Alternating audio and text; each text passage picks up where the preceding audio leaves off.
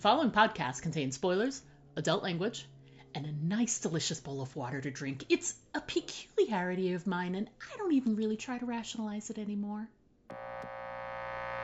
This is a message from the Office of Emergency Preparedness. Due to the recent crisis, we ask that you remain in your homes. Do not attempt to communicate or interact with the creatures, even if they are people you know. Lock your doors. Bar your windows. Evil is coming. It's time for Aim for the Head, a horror apocalypse entertainment podcast. And now, here are your hosts, Diana and Steve. Hi, welcome back to Aim for the Head podcast. I'm Diana. And I'm Steve. We are super excited to be back after a few weeks off, folks. We missed you. Last episode, we talked about an old scary movie, and this week we are talking about a very new scary movie. We will be discussing Weapons, which was just released a little earlier this year. We are super excited to chat about it. And in our last episode, where we talked about Kingdom of the Spiders, which if you have not listened, please just back up one and check it out. It was a lot of fun to talk about. Mm-hmm. Steve, you went first with your quick thoughts on that episode, so it's my turn to go first. Oh, the lady gets to go first. So, quick thoughts on Weapons before we get into the nitty-gritty. I really, really liked this movie. I would easily say it was better than I was expecting it to be. I knew that it had a lot of buzz. I knew going in it had a lot of buzz this summer when it came out, and a lot of people really enjoyed it. I'm very impressed with myself that I knew I wanted to see it eventually, and I avoided as much as I could, and I was not spoiled. I mean, there are some images here and there. Like eventually they couldn't help it, and there were images of Gladys that made it around. So her appearance and everything wasn't quite as, jarring as I think it would be if you had no context for her. But other than that, I really was able to stay spoiler-free on a lot of stuff for this one, and I'm so glad. I really liked the story. I thought it was very different. I really liked the structure of how the story was told. I feel like there are a handful of small plot holes that, we'll get it to, but none of them were enough to make me dislike the movie in any way. It just made me go, we're going to have to talk about that on the podcast. But other than that, really great. I felt like there were some truly creepy moments that had like no violence in them, that they were just like true, oh my God, what is happening moments, or as James would say, what the fuck. There were lots of really great creepy moments, a lot of really amazing visuals, some good horror, some good violence, some great action scenes, fantastic cast, upwards and downwards, fantastic cast. I'd say overall, I really, really, really liked this movie. How about you? What are your thoughts on Weapons? It was okay. All right, that's it, folks. News at 11. That's it. This movie is super fun. And it's really interesting because I just talked about this movie just like 3 weeks ago on another podcast. So it's like I had all my notes already made, and you know what I mean. So I was like, oh, this is really great. I think. In the last like 2 years, the two movies that have come out that are in the horror group that I think has generated the most buzz and the most people talking about on the socials and whatnot were The Substance and this movie Weapons. And in both cases, you started hearing and seeing a lot of stuff. There's a lot of noise that was generated about just how, oh my God, this movie, I saw this, I can't believe it. It was just people going on and on and on, right? I mean, that's what you were hearing. Right. And I think anyone who is a actual horror fan, if you see either of these movies, there is nothing in either of these movies that is groundbreaking or revolutionary or new at all. All right, there isn't. The Substance Okay. it's a body horror movie, and if you've seen any movie by David Cronenberg, any of the movies he's made for like the last 50 years, there's weirder and grosser stuff in any of those than what's in The Substance. And The Substance is great. It's a lot of fun. It really is. And does it got some gross stuff in it? It sure does. But it's not anything that horror fans haven't seen before. And I would say the same thing is true with Weapons, in that Weapons, the story, very straightforward horror stuff. It's not stuff we've never seen before, but it's just fun. And the way that the story is told, the style of filmmaking, the cast, the acting, everything in it is just done really well, and that it's just super enjoyable. And so when last time when I was talking about this, we were kind of kicking around, why is it that all these people were like, oh my God, my mind was just blown away by this? And what we postulated, what we kind of thought might be it is, I don't know about you, but in my experience, when I talk to people that are movie fans, they either love horror movies or they just don't like them. They hate them. There's very few Right. people I've ever met that are like, yeah, they're okay. You know what I mean? It's like people either want to be scared or they don't. And so I think these two films are the rare exceptions in the horror world that kind of cross over into the mainstream audience I big agree. time. I And so agree. you have so many people that are not horror fans, that do not watch horror all the time, that don't seek it out, that are watching these movies, and they're like, oh, their brains are literally melting because this is stuff they've never encountered before. And that, I think, was what all the buzz was. Right. Um, but that being said, like I said, this movie it's 2 hours and I don't know, 2 hours and 6 minutes long or something like that, and it just blows by. It is such a fun watch. Whenever I watch it, I get pulled in. And at first, it was just the story, and like you said, there are some. I wouldn't say there are some scary moments, but there are definitely multiple creepy moments in this movie, Yes, I'll agree with that. where you're like, and stuff like that, right? And Yeah. and the whole thing with Gladys, and how they reveal her, how you first get little glimpses of her, and you're like, what was that? And Right. so, and everything about that, it was just so well done. It was so much fun. So yeah, this movie, I every time I watched it, it's gone by very fast because I'm having such a good time. And like I said, at first it was just for the story, but then later on I just started watching and observing how they were telling the story. And like, we were talking beforehand how, as each little chapter is running, and there is a little bit of rewinding and seeing kind of the same day, but from different viewpoints as it's going along. And then Mm-hmm. you kind of see how these characters that at the beginning you don't really know what the connection is, but then you see later on that they are all kind of intersecting with each other in their retelling of the day. and Mm-hmm. and that's really clever. I love that. Like I told you, a couple weeks ago when we were kind of kicking this around. I said, if you like Black Summer, which I know you did, I said you'll like this because they use the same technique in Black Summer, for that show, for that series. Right. And so yeah, everything about this was just super super fun. I just think it's certainly not this sort of like we've never seen this before horror Mm-hmm. movie. It's Right. just we've seen this before, but everything about how they told the story and the people they brought in to tell the story, it just made it just super super fun. And we haven't even Right. talked about Benedict Wong yet. So yeah. Right. Yeah. Exactly. So, but Exactly. yeah. So again, I was when you said, "Hey, let's do this," I'm just like, "Oh yeah, let's do this," because this movie again, there's just so many wonderful little filmmaking moments to talk about. Mm-hmm. Beyond just the characters in the story. That yeah, I'm super excited. I don't know if I asked you this before. Did you ever see Barbarian? I haven't, no, but it's Okay. it's the other movie that Zach Krieger Yes. has done that everybody went crazy for. Yes, yeah, it's every person's. It's the story about every person's nightmare that basically you book an Airbnb in a strange city that you're going into. You get there, you're tired, you're ready to call it a night because you have a job interview in the next morning for this new city, and literally just as you're getting into a bed, somebody else shows up who has also booked that Airbnb, and there's been some weird computer glitch.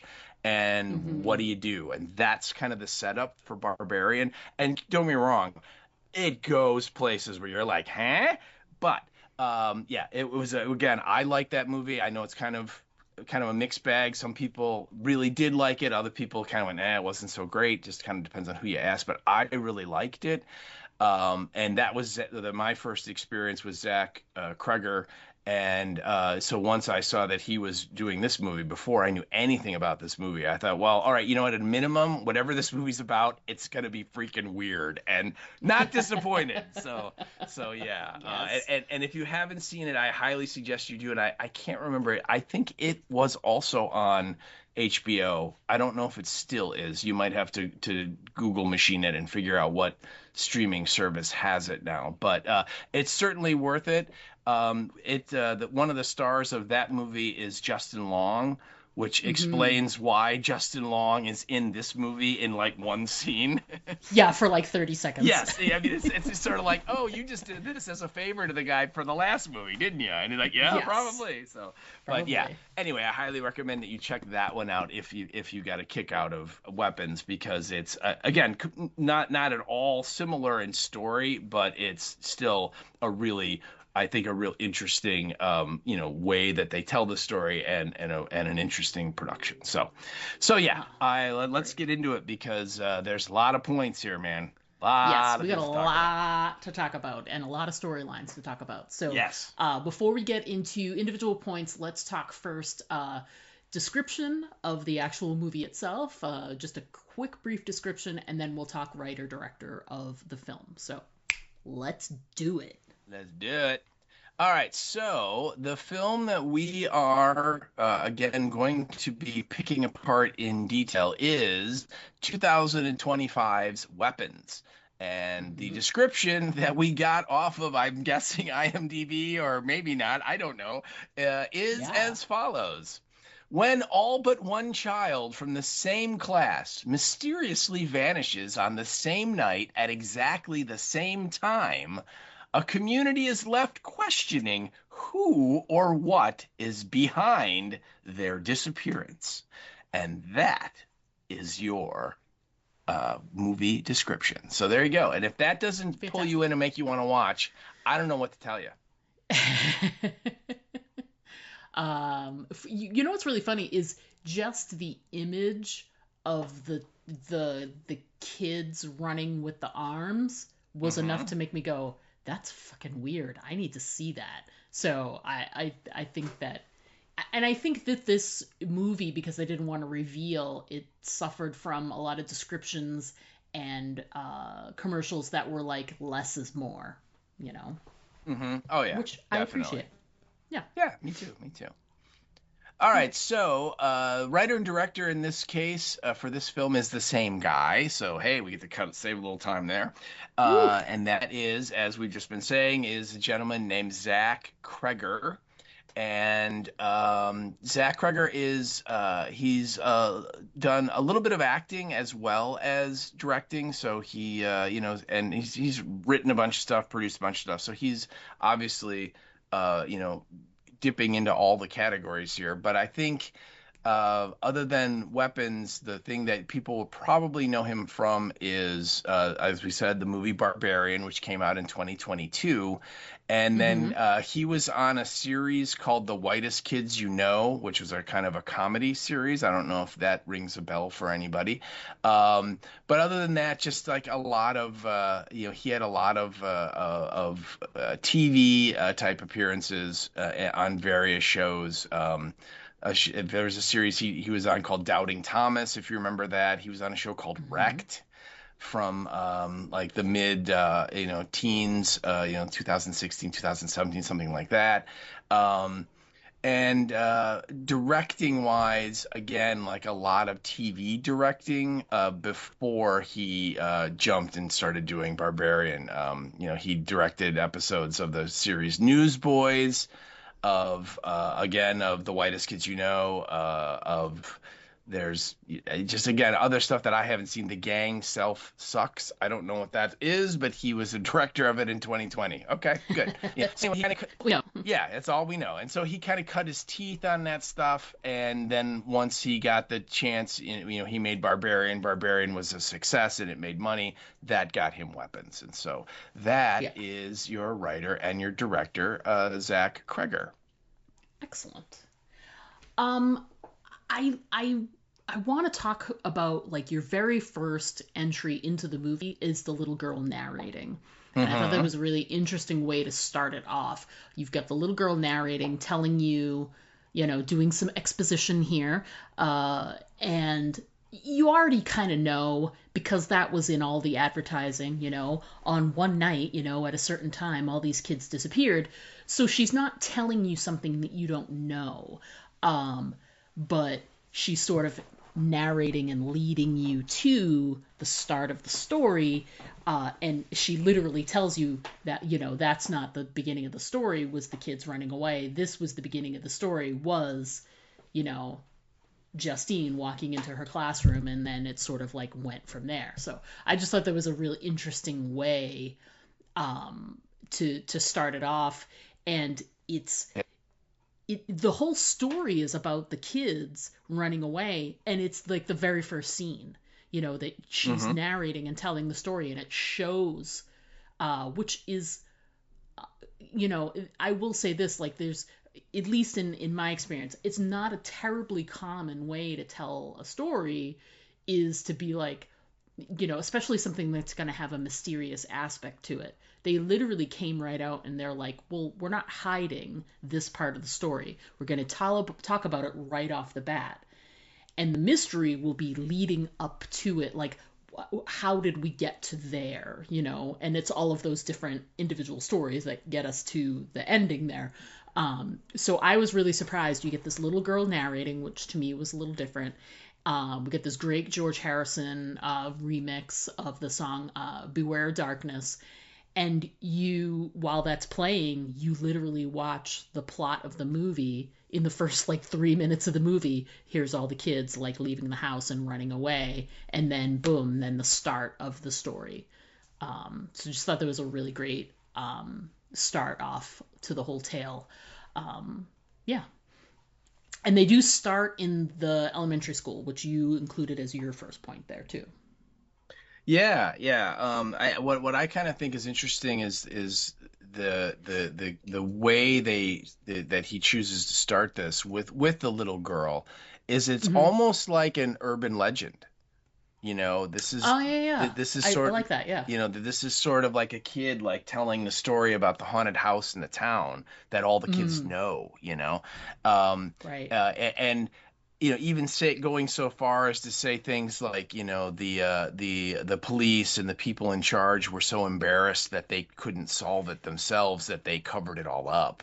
But Yep. if you ask any of the kids, they'll tell you, that whole Yeah. approach, and it's just right off the bat, like you said, you have the George Harrison music, which is a very, very kind of haunting kind of song.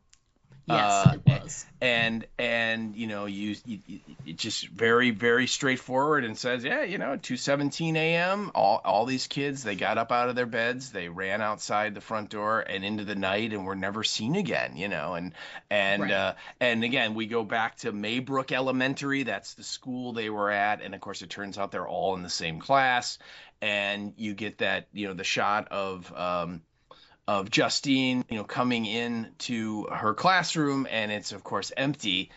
Well, not exactly empty, right? As the voiceover says, and Right. we see that there's the one kid, Alex, Hmm. way in the back is still there, and I mean all of that stuff has happened like a month ago from when the movie then picks up, right? This is Right. all flashback. This is all prologue. This is all we're just giving you the facts about what happened on this weird event, and now we're jumping 30 days later, and we're seeing, nothing has been found out. The kids are still missing, right? People in the town are starting to get a little upset, as you would imagine these parents would be. Yes. And of course, the one person that I think almost all of them are directing their anger towards is this teacher, Yep. because why was it just her class that all these kids disappeared? You know what I mean? What was she doing? She must know something, all these kind of things. And the story starts rolling from there. But yeah, I love the beginning of this, because it is very much this, like, someone kind of telling you the sort of like narrating this, like, urban legend about this town, about, yeah, did you hear about that 2 towns over, all the kids went missing from the one class? No, all that kind of it really has that Yeah. feel to it, so yeah, Yeah. I really love that. And one thing about this movie in general, but we get it right at the beginning during this sort of narrating opening, is Yep. Zach Kreger, when he was telling this story, when he was shooting this movie, he moves the camera so much. There's so much motion in this film, and I think a lot of it is just really beautiful to watch. And he uses the camera's motion to kind of propel the action, which most movies that we see, and what most filmmakers do, is they will shoot a scene from a whole bunch of different angles, and they'll do a master shot, and then they'll shoot all these insert shots and stuff, and they will propel the scene through editing. When they get Mm-hmm. into the editing room, they will cut to different angles to kind of, get their story to seem to be moving. And what Zach Kreger does in this film, and I highly recommend, if you get a chance to watch this movie again and watch it just for this point, in almost every scene, the camera moves with the actors. There's a lot of, like, Mm. a scene will begin and you think the camera's stationary, and the actor will enter into the scene and will walk past the camera, and then seemingly the camera will kind of turn and then follow them into the room, down the hallway, up the stairs, whatever it is they're doing. And you get this great example of this right at the beginning, where Justine, the teacher, is walking down the hallway, and this is when the little Mm-hmm. girl's narrating, and the camera is coming right up behind her, and there's all the kids in the hallway, and they're going, coming, passing her. She's got, she's from behind. She goes into her classroom, and the camera is right behind her, but the way the camera's positioned, we don't see Alex in his seat. and Right. and she walks in, and the camera's right behind her, so like her back is right in the center of the screen, and you get the one empty row of chairs, of desks, and then the second row, and then the third row, and then she stops, and then the camera keeps going past her, and when it goes past her, that's when Alex comes into the frame. And Right. this happens again multiple times in the movie, and I just absolutely love this style. That this was one of his things where he's like, man, I want to get my camera moving. I want to do. I don't know if it's all dolly. I don't know if was Steadicam, but the camera is constantly moving in this film, and I just think so much of it is really well done. And I don't know, did that register with you at all? Did you notice that man, it seems to be doing that a lot? Some of it, yes. I literally was, as soon as you said that, I was thinking of when Marcus attacks Justine, and Mm-hmm. it's, the when we see the first telling of it, uh, and I think that's during Asher's story. Yes.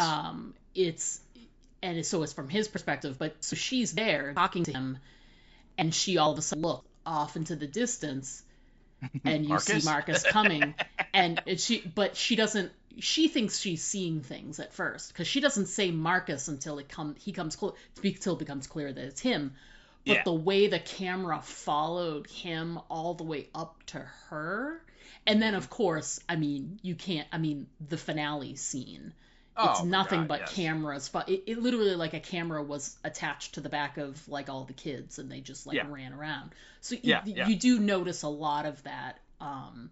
and the moments where like Asher was being really active when he went to Justin Long's house and was walking back and forth. The cameras were literally following along with him. Yep. So yeah, there were definitely some moments where it sticks out for sure. You can see that. Plus, it's like this movie alone is very the movement oriented. It's all about these kids that are running, so the camera following that is definitely a big part of it. So Well, yeah, and, like even the scene, and we'll get to it later, but even the scene when she's kind of staking out the house, and the mom comes out with the scissors, right? And approaches the car. I mean, which is, again, oh my God, is that just a weird ass scene, the way the mom's moving and so on. But you get the idea that the camera is stationary because it's kind of looking at Justine, who is, she's been drinking so much vodka, she's like literally passed out, right? Oh yeah. And the camera watches it as the mom kind of approaches the car, and then it pans to follow her. So now you're looking out the driver's side window, right. And then she moves around behind and you hear the door open, and then it's like the camera kind of pushes in a little bit on Justine, and then you see her reach out and cut her hair. I mean, again, so even when you don't think it's moving, it really kind of is. I mean, it's a very interesting style. Yeah. And like I said, if you get a chance, if you're a film nerd like me, rewatch it just for that and note how much that this guy is moving the camera, and just note how it's just so not what you see. Most movies don't do that, and that's just a different thing about this. So if you're watching the movie and you're like, man, I can't remember seeing a movie like this, that's part of the reason why, is that there's so much movement that he just is just tripod, screw that, man. This camera is going everywhere, and it's a really cool style. Yeah. I looked it up really quickly just so I could see, and the cinematographer is a guy named Larkin Seipel, and he's done so many like wacko things. He did the cinematography for Everything Everywhere All at Once. Spider-Man Far From Home, like stuff like that. So I mean, very varied kind of credits there, but just definitely like things that like looked at. I mean, he did cinematography for that series Beef, the one that Steven Yeun was in. With Steven Yeun was in, yeah. So just like things that like he just has an interesting way to look at stuff visually. So yeah. Cool. Very cool. Yeah, but yes, good point about it following along. So we kind of jump into it's one of your first few points, and we can talk. The movie itself is segmented by each person's story, and so the first thing that we get to is obviously the main character, Justine's story. And I thought they did a really good job. For me, like I knew that this like crazy looking like clown person that Gladys is, I knew that there was going to be something involved with her, but because I didn't consume any of this the media about this, I had no idea. They did a really good job of making Justine seem guilty by association. They painted her in such a good way as sort of, even her boss, Marcus, who's played by Benedict Wong, who we're going to talk about, he makes a comment about how, in any normal circumstance, would anybody have cared that she, drove the student home or hugged the kid or whatever? Probably not. But when you put it against what happened, it makes her look weird.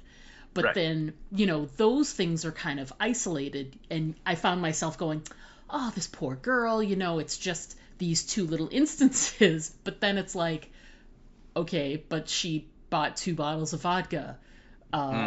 She went home and, and was freaked out about that stuff.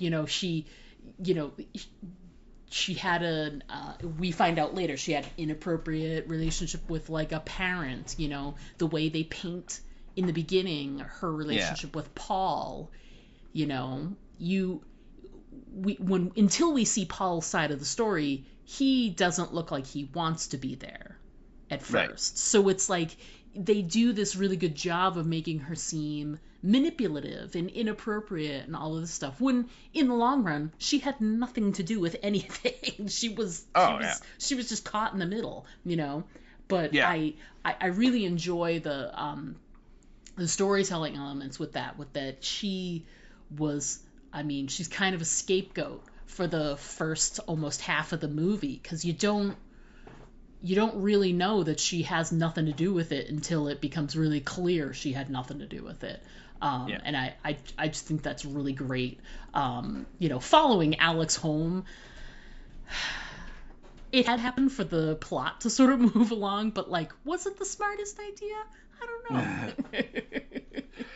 know. But yeah, you wrote some stuff about her storyline too, so let's chat about those too. Yeah, well, what I find really interesting is that I guess the one exception is the Marcus character, is Benedict Wong's character, because if you take him out of it, every other main character in this movie, they're all like extremely flawed people. Oh God, yeah. There's so much addiction for almost everyone. I mean, with Archer, you can tell Archer is just obsessed with finding his son. Oh, God, and yes. as we see in the dream sequences, it's because, you know, now that his kid's gone, he realizes that he was probably a real terrible parent, and you know, and is trying to make amends, you know, and so on. But other than that, I mean, you know, you have Justine, clearly a drinking problem. I mean, I would classify her as like a functioning alcoholic. Yeah. And then you have Paul, who is a recovering alcoholic who falls off the wagon thanks to Justine, right? Yep. And then of course you got James, who's clearly a drug addict with all of the needles, and you know, he's smoking crack repeatedly in the movie and all that, right? So he's there. So yeah, everybody that we meet, all of these people that are involved in this weird story, they all have some kind of flaw, something. They're not perfect, you know, they're not squeaky clean people. They all are very, very jaded and have different facets and are very gray. They're not white, they're not black, they're just kind of in the middle gray. Some good, some bad. And with Justine, you know, they have that town there's like the PTA meeting at the school, and you know, we see Josh Brolin is there, and you know, the faculty is trying to kind of give this sort of, you know, lots of jargony buzzwords about we need to heal and come together and get our feelings out. And of course the parents are not having any of it, right? And I actually really like I should have wrote it down, but I love the description the narrator, little girl, says.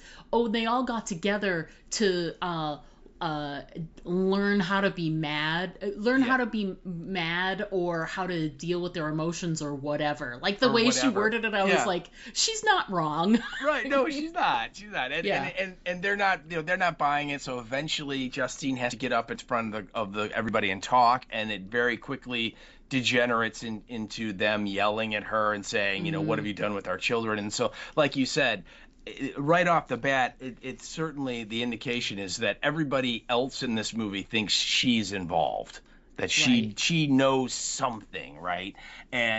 And so she is forced to leave. They kind of, you know, Marcus and some of the other teachers and counselors kind of spirit her away. She drives immediately to the liquor store, because that's what you do, right? I totally get it. Oh yeah, absolutely. And she goes in, and that's when, you know, we don't know it at the time, but Paul is there hustling for money so he can buy drugs, and he's like, hey man, can I get money for a bus ticket? And she's like, no. And she goes in, and again, she pulls up into the parking lot. She gets out. The camera literally gets out of the car with her and follows her into the liquor store. And so we, as an audience, we kind of learn the geography of that location because she walks through the aisles and is turning and goes through all the wines and goes to the back where the cooler area is where they got all the beer, and then eventually she turns and there's the spirits, and she picks the one bottle and then she kind of thinks about it and boop, grabs another bottle, so she's ready to go. But she comes outside, she goes home, and then once she gets home, somebody rings the doorbell, and she opens it up and there's nothing there, and then she closes it and walks away, and like just after she walks away, somebody knocks on the door really loud, and so then she's not a scaredy cat. She goes and gets a flashlight and she comes outside. She's like, who's doing this? And she's looking around, and again you get one of these great camera movements where she looks down to the left, and then she looked down the street, there's nothing. She looks down the right, and there's nothing. And then she turns her head straight ahead to where across the street she parked her car. And she kind of gets this weird facial expression. And then the camera cuts and it's behind her. And the camera then kind of slides away from her to the one side. And we see her car. And someone has written the word witch on her car, you know? And in the big red paint, right? And so again you get this great opening bit of she's really being put upon by this town, and it's so bad that Marcus and the school's like, you can't teach, you got to go stay home, and of course she's like, look, if I'm home, I'm just gonna drink. So I can't. I need to work. I need to work. Right, that's what she said. She's like, basically, I need to work. But he's like, nope, you can't. And then she wants to talk to Alex because I wrote this line down because and Marcus is like, absolutely not. You're not allowed to talk to him. You're not. He's been put upon. He's been investigated by the police and psychologists, and they've been bothering him and pestering him because he's the other only person there that from that group that's still around. And it's so great because she's like, he's telling her no, and she's like, I really need to talk to him. And she's like, it's just, we're the only ones left, from that group. Right. And this was something that, I don't know if you picked up on, but, the time that all the kids disappear is 2:17 a.m. Right. Okay. And, 17 kids disappeared out of the 18 in the class, and out of the 19 people in that classroom, Justine and Alex are the only 2 that are left. Oh, interesting. So you get that. 2 and 17, and I thought, ooh, and no, I did not figure that out. I had to read that online too. So I'm just gonna I can't, as much as I want to sound like I'm super smart. No, I did not pick up on that right away. I went, oh wait, that's right. So anyway, so she, again, she goes to the cops because of the vandalism to her car, and that's where she sees Paul. And she, the next scene, she's at a bar and he shows up, and it right away it's very clear that he doesn't drink because he orders like a Coke.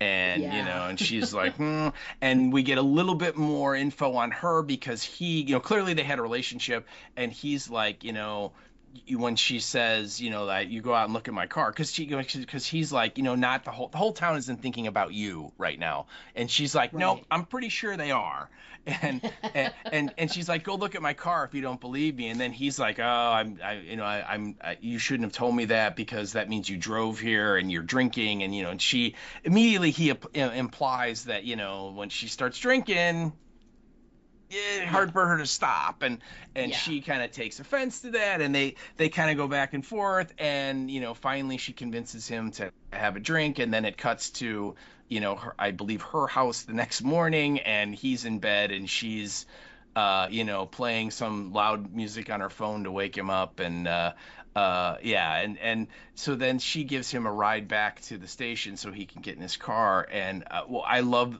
that whole scene because she's kind of trying to ask him about the case without just coming out and asking him about the case, and and he's just like, I'm not a detective, and that's why I don't really know what's going on, and everything. And there's a great line in there where because he kind of describes work as like, it's whatever. And he, Yeah. again, he's hungover, and he, clearly is not in a really good mood because he doesn't feel well. And she's like, well, I hope that's not the attitude of everyone there, because, 17 kids went missing a month ago. And if you guys are just like going, whatever, and he's just like, no, that's not what I meant, blah, blah, blah. And she throws this line out where she's like, well, I guess I'll just have to solve this myself. and it's just kind of funny, but that's what she ends up doing. It's true. Yeah. Yeah. So I really like that. And then when she says that, he kind of says, no, don't do that. Leave it to, we know what we're doing, and just stay out of it. And he gets out of the car, and as he walks away, she just looks at him and she's like, suck my dork. And she just puts it into reverse and, drives out. So like, it's almost like that moment kind of crystallized what she's going to do, that she's like, nope, you know what? I'm on the case now because you guys had your shot. Yeah, absolutely. It's funny because like the first time I watched it, I wasn't sure if she really wanted to see him or if she wanted to just get the information. The second time through, I was like, it's a little like, why else would she reach out to him? I mean, she saw him and waved, but she didn't text him right away. She sort of thought about it. Yeah. And then, and the first thing she does the next morning when they're driving is asks the questions about the case, and she, because she's motivated. I mean, she's being, pillarized, Oh, yeah, right. Coming to her house, knocking on the door, vandalizing her car, yada, yada. So she's definitely motivated to find out what the hell is going on with this case. And it was sort of like a win-win. Like, I can, I remember him. He was fun. We dated. We have a history of some kind. Maybe he can give me some info, Yeah. Yeah, I looked at it definitely as a little bit of both, in that I think she just wanted to, like, have somebody, a little comfort, little companionship, because she feels very ostracized right now. And he's the guy that, probably like the last relationship she had, kind of a thing. And so, she even though she knows he's seeing another woman, she asks him anyway. And I do like, that she asks about the woman that he's seeing, Donna, and he says something like, oh, we're not happening right now. So, so it's like he's, you know what I mean? He's not completely innocent here either, right? God, no, not at all. He kind of knew what was going on. But, and also, I just think it's also a really clever idea here, in that we see the car and someone has, written witch on there, implying that a witch has stolen all the children, and they think it's her. And a witch did steal all the children. It's just not her. So you're right but wrong. Right. Like, you're wrong, but you're not fully wrong. It's sort of like the right street, wrong address. Yeah. Yeah. I think too, what's interesting is the first time through, the whole scene in the bar and whatever, it really gave you this side of her that made her feel like she has this tendency and this really uncanny ability to be very manipulative. And when you don't know, like my first time through, I didn't know if she was involved or not involved. It made that scene in the bar like tense and kind of awkward and strange, because you don't know what's going to happen there. So it is being told from her perspective, that part of the story, but she doesn't come off really great in a lot of these scenes, she just doesn't, she doesn't do what she's told. She follows Alex home. Twice, and each time, I made the point there too, like each time she followed him home, two very different but creepy things happened. The first time she followed him home, it just looked like, a normal kid going home. She knocks on the doors, and then she realizes, well, why is all this newspaper over the windows? Yeah. And as soon as you saw the newspaper, it's so foreign and so strange. it really like it makes the hairs like stand up on the back of you It because is. it's not scary. And you made this point when you were talking about like the that this didn't break any ground or whatever. In terms of scary, no, but creepy and strange and just something just like not quite right with it. And that's where I think that they excelled in this movie was Yes. you know, was there anything, there was something very wrong with that house, but like until you know for sure, all it is newspaper on the windows. And when she calls Marcus, he's like, they just don't want people looking in their house. Right. And you have that moment where you're like, oh, well, he's under the same kind of scrutiny she is, and da da da. So it could be whatever. But when she does everything she's not supposed to, Oh, man. but thank goodness, and then goes to the back of the house and peeks in, and oh my God, that moment Yeah. with the people just sitting there, and they didn't do anything. They were just literally just sitting there in the dark. yes, Yeah. doing nothing. You're right. And you're right. The whole newspaper on the windows. It's like if people don't want you looking in the windows, normally you think they would just like pull the curtains or the blinds or something. Yeah. Something more normal. Yeah. I mean, newspaper is specific and very different and extreme wrong in some way. Yeah, It's extreme and kind of wrong in some way. Yeah. And I love it when she does, you're right, she kind of goes around the side of the house because she's sort of like looking at all the windows and like, what the hell, and she watched the kid go in the house, so she knows that, and the door opens, by the way, for the kid. Like, he doesn't open it, the door opens and then he goes in and the door closes, so it's very obvious that the kid's in the house and somebody else has to be in there. Nobody answers when she rings the doorbell and knocks on the door. So then she's kind of walking around. Then she notices the newspapers and she's like, huh? And then she goes around to the one side and there's that one little bit where there's a little space, right?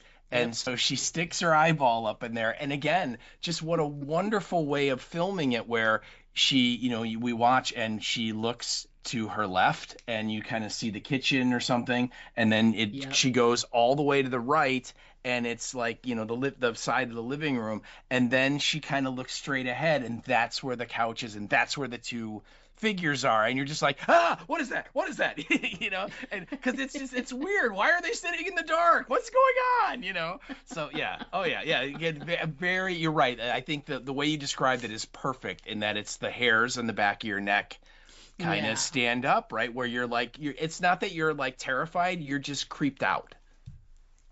And kudos to Justine because she sees the figures on the couch, just like sitting there doing nothing, just sitting in the dark doing nothing, like you do. And she's startled and steps back, but then she goes back and looks again. She does, which I think is just, I mean, that just goes to show that she's kind of badass, and she kind of has like, even though overall she's afraid for like what's going on, there's an element of what do I have to lose? Yeah. She's still scared, but she's like, everything sucks. I might as well like go down the rabbit hole, as it were, with this. So the definitely is a great moment there where she sees the figures, she freaks out and backs up, but then she's like, what was that again? And leans back in, and I'm like, it's an interesting, fearless moment there that I thought was really cool right off the bat. Yeah, like I said, she clearly has flaws, like a lot of flaws, but one of them, she is not afraid. She is not a damsel in distress, which I think is funny because Paul kind of refers to her as that in the bar scene. That you're always, you kind of go, oh, woe was me. And so if you go back with the closed captioning and look at what he says, he kind of implies that. And she is like, no, no, no. And then we're seeing it here that she might have a lot of problems, but she does not need to be rescued. And she is totally willing. You know what? I'm gonna stick my eyeball up here and look through this house and see what's going on. And then when I see these creepy people sitting there, instead of running away like a normal person would do, she's like, I'm going back to look again because I didn't really see that. Oh wait, I did. She is definitely not like the typical, woman that's waiting to be rescued by a boy. Right. Which is pretty cool that she's very, it's very feminist of her to Yeah. be taking charge in that moment. And So many times in a movie like this, a woman is portrayed as like being scared and running away to go get help, and she just in that one moment where she leans back in to confirm what she saw. yeah. Yeah, well, Yeah, it's like you said, what does she got to lose, right? I mean, the exactly. town hates her already, so what if she's a peeping tom too, right? You know what I mean? It's Who yeah, cares? yeah, Yeah, really. She's yeah, like, look, you don't understand. Otherwise, I yeah, gotta go home and drink. So come on. yeah. So um she follows Alex home again, even Hmm. though Marcus is like, don't do this, uh, Yeah, and knows that she did it the first time. She follows him home again and tries talking to him, and he is very like, nope, nope, nope, and isn't rude about it, but he literally just walks away from her. well, he says, stop And following me, and then runs yeah, into the and he just house. yeah, and he goes there. So and when we get Alex's part of the story, we find out why he's acting that way, Yeah, yeah. and it makes a whole lot more sense. And in this instance, without any of the context, he's simply just, at least for me, the first time through, he just simply read as a kid that has been bothered by everybody, Hmm. and he's tired of being the center of attention about this weird thing, and he doesn't want people to talk to him anymore. He just wants to go home. Just Yeah, wants to go home. Um, and he's a little kid. This is third grade. yeah. Third grade. These kids are like 9 years old. 9 or 10. Yeah, yeah, Yeah. yeah. Yeah, So that's pretty damn young. yeah, I Yeah. did. It's funny because the first time when you see it and his reaction to her, I read it more of kind of him siding with everyone else that he's like, stay away from me because like Yeah, clearly you've got you did something. Yeah. something, and you're right because once we get Alex's story, which Alex's story is like the last story we get before the conclusion of the movie. So when this interaction happens, there's like a whole movie to get through before we finally get to him.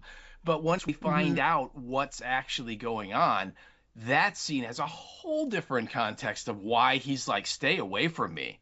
It's Yeah. it's not stay away from me, I'm scared of you. It's stay away from me, I'm scared for you, you know? Yes. So yeah, I mean Yes. it again, it really works both ways because when you first see it, you're like, yeah, that kid, like you said, he wants to be left alone, and he specifically wants to be left alone from her, Yeah, exactly. Exactly. But she doesn't listen No, no. because as she's already been portrayed, we're not surprised that she stays. So she does stay Hmm. just to sort of stake out the house because he goes in the house, leave me alone. She goes up to the door and knocks, and again, no answer. Nobody comes to the door. Right. But she knows that there's got to be someone there with him. Hmm. So that's why she decides, I'm going to sit in the car and I'm going to just sit and watch and wait.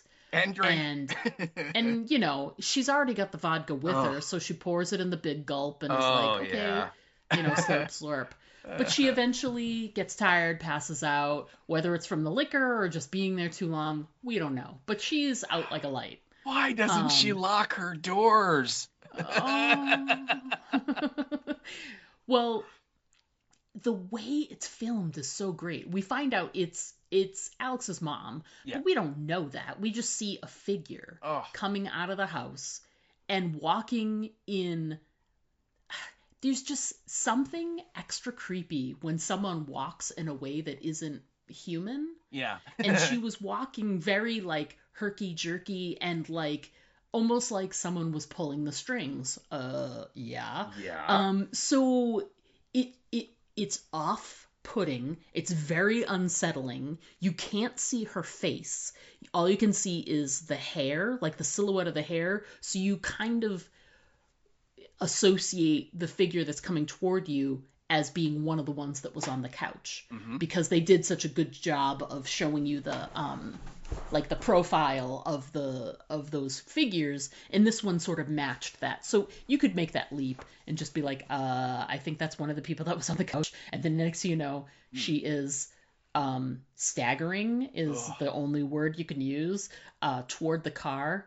And you realize as she gets closer that she has, from far away, it read as, I thought she had a knife in her Mm-hmm. hand, because all you see is the blade of the scissors. You don't see the handle. It's so dark out. Mm-hmm. And so you think it's a knife, and she's like stagger, stagger, stagger, stagger, stagger, stagger. And the camera, another great camera shot, follows her, follows her, follows her, follows her until the side of the car.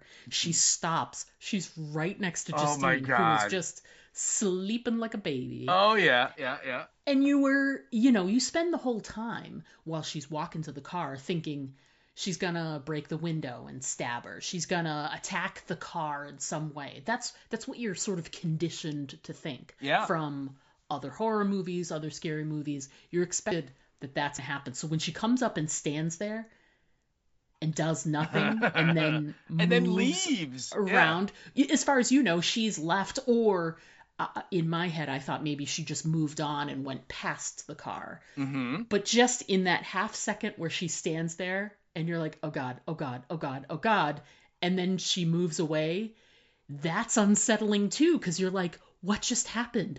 And you're watching and you're watching, and then you hear the click of the Oh car door man. open. Yep.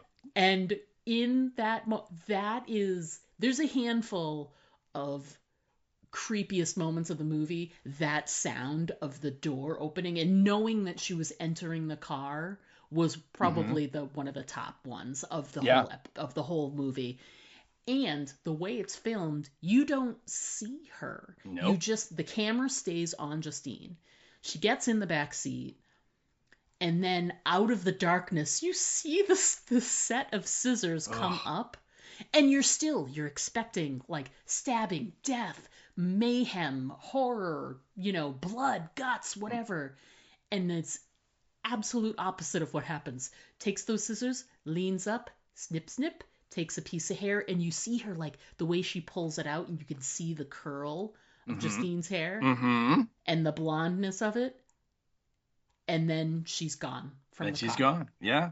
Yeah, and she's so stealthy that Justine, at least there's never any acknowledgement in the movie that Justine knows that she got a haircut. You know Oh that. my God. Yeah. There's never a bit where she's like, wait, what happened? You know what I mean? When she's like looking in the mirror or whatever. But yeah, Yeah. and you're right. It's for me, it's not just the sound of the door being opened, which is great, but then Mm-hmm. you see like the car kind of shake as she Yes. gets into the passenger seat, and you're like, oh my God, she's getting in the car. And, oh yeah, and it's so well done. It is so well done. Yeah. And when the car shakes, what's great is it shakes a little bit, and Justine just like moves along with the car, Oh like yeah. almost like lulled like a baby to sleep Yeah. still. Yeah. And Yeah. she doesn't wake up at all. No, It no. doesn't jostle her in any way, which is fantastic. Yeah. And Yeah. and the only other thing I want to add too is like when you see it's like the camera is from Justine's perspective, and she's like down the street a bit from the house. So it's not like she's right in front of the house, which is good for her. If Mhm. she's gonna stake him out, don't be parked right in front of the house, because obviously they'll be like, hey, there's someone in that car. But anyway, we see this long shot, and you see the door open, and it's completely black inside the house. There's no lights on, and you're kind of like, what's going on? And then after a few seconds, out comes the mom. And it's like, I call it like you're right, the walk, the way she does it, it's so bizarre, but I call it the Statue of Liberty walk, because she's holding the scissors up like the torch on the Statue of Liberty. Yes, you know she and is. Yes, and yes, and, yes. and that just adds to the weirdness of it. That's, like you said, it's herky jerky, and almost like she's unsure of how to walk, almost as if, oh, I don't know, she's being forced to. Let's just throw that out there, right? And yeah, and she's coming closer, and she's coming closer, and she's coming closer, and you're like, what is going on? And then they start rolling in just a hint of kind of the creepy, ominous music as she's getting very close to the car. And when she stops right by the driver's side window, and of course, right in the foreground of all of this is Justine, like you said, out like a light, right? I mean, she's just sound asleep. And that moment where the mom kind of looks at her and she kind of almost like tilts her head a little, and you're kind of like, wait, like you said, you're waiting for her to either Yeah. smash the window or open the door and start stabbing her or whatever she, that you would expect to happen. And then after that kind of little hesitation, she just kind of scuttles out of picture, and you're like, where did she go? And where are you going with her hair? Yeah, oh, Like, yeah, yeah, it's such an there's so many unsettling things in that scene. yeah, And it's indicative of what this movie makes you feel. And don't get me wrong, like there's plenty of action and bloody sequences to come, and gore and things that are hard to watch, but the I think the undercurrent of this movie is unsettling. Just the yes, and man, this scene was tops. It really sort of sets the stage for the rest of the movie, and it's great because we then are treated to she's finished there and she goes home, and you have the does she have the interaction with Donna before or after she has the dream sequence? I can't remember. I believe she has the dream sequence before she has the hair sequence.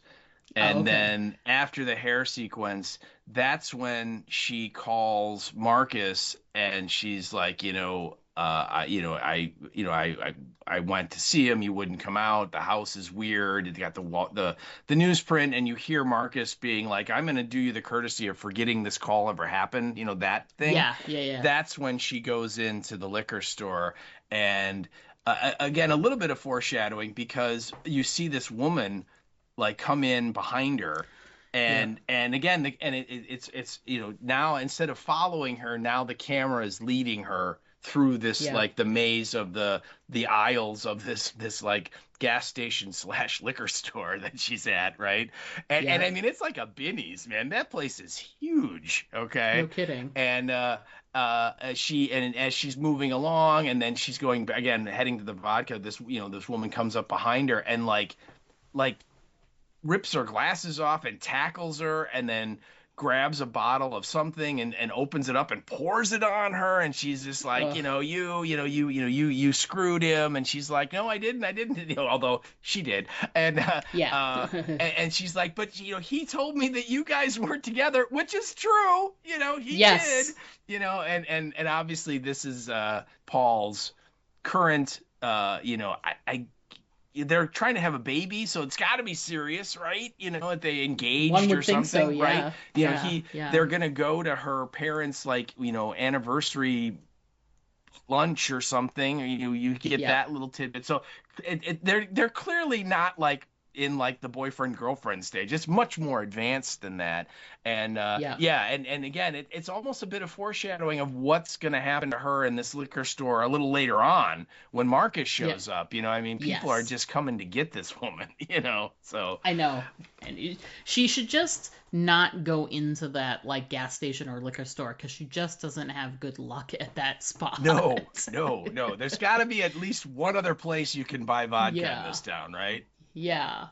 Um, we brought up the dream sequence, which you have Mhm. on your notes there. Yes. And we do get two of them in the movie, and Justine's is the first one. So let's talk about it. You have it there. Let's chat about that dream Yeah. sequence. Well, yeah, and Justine's here we kind of here Zach Krieger or Kreger he does pull something from that more standard, I should say, in that Mm-hmm. we get a dream within a dream, Okay. which Yep. is something that has been done in horror a lot, where literally someone has a horrible nightmare and then they wake up in their bed, and then there's another jump scare because they're actually still dreaming, although the filmmakers have tried to fool us into thinking they woke up.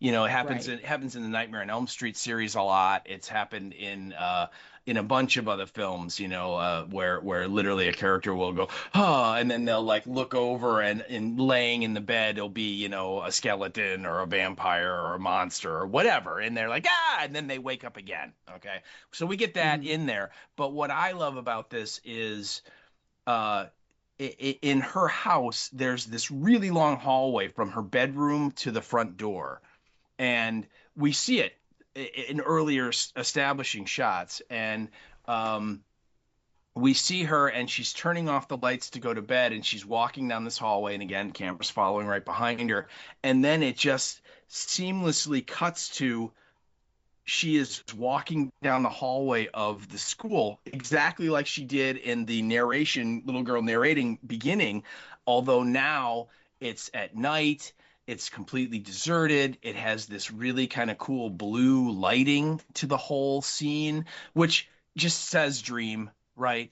They're just selling it Oh that yeah. okay, she's not really at the school, she's dreaming this, and she goes in, and we get the exact same shot of her entering her classroom, although this time, instead of every row of the desks being empty, when she comes in, every row there's a kid there, but they have like their heads down on their desks, and Yes. it's super quiet, no one's talking, there's no noise at all, and if you look, she's holding her papers and her books and her stuff that she had when she went in there, in the beginning sequence, and she goes all the way in, and then again the camera does the same trick where it goes past her, where we can see the aisle where Alex is, and Alex is all the way in the back, and then we see Alex, and he kind of lifts his head, and he kind of looks like Gladys, right? Yep. He has like red hair, and he's got the lips painted, and his face has got almost like kind of a clownish white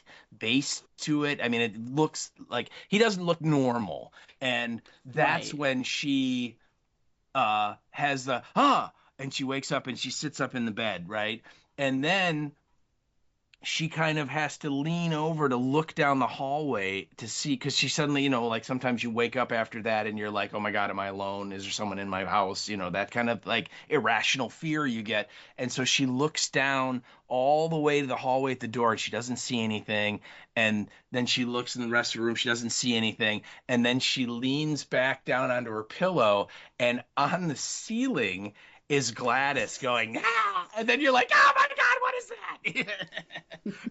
and then she wakes up again, and that's the second jump scare. And again, it works. It's fun. And again, that bit in the school, the way that they transition from her in the hallway of her house to the hallway in the school is really well done. It's such great filming. I really am impressed with how he is telling the story so far. Where we still at this point don't really know what's going on, but we're just getting all of these weird moments that are Mm-hmm. building to something, and I think it's just super well done. What did you think of the dream sequence? I thought it was interesting. The thing that I I was curious about, and I was going to ask you, because obviously you talk about that one, and then you have to talk about the Archer one. But Yeah. before we even get there, I want to ask you.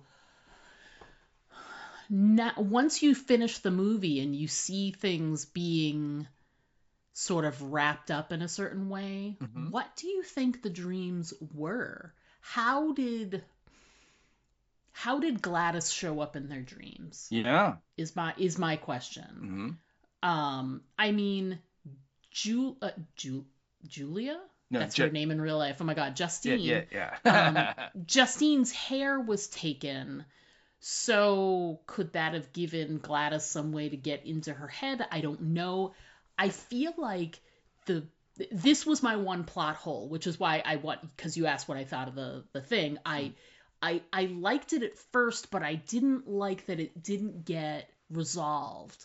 So I didn't like that just both Justine and Asher's dream sequences, they were pretty it's pretty clear, why, like, he dreamed what he dreamed in terms of like the nuts and bolts of the dream, and the same thing for Justine. um but how did Gladys end up in there, and there was no like resolution to why she was in there, and to me I felt like that was a plot hole, and Hmm. that was and having the dreams not be like resolved in some way, like discussed, or and maybe other people had dreams too, I don't know, or were those two the only ones that had those dreams? I don't know.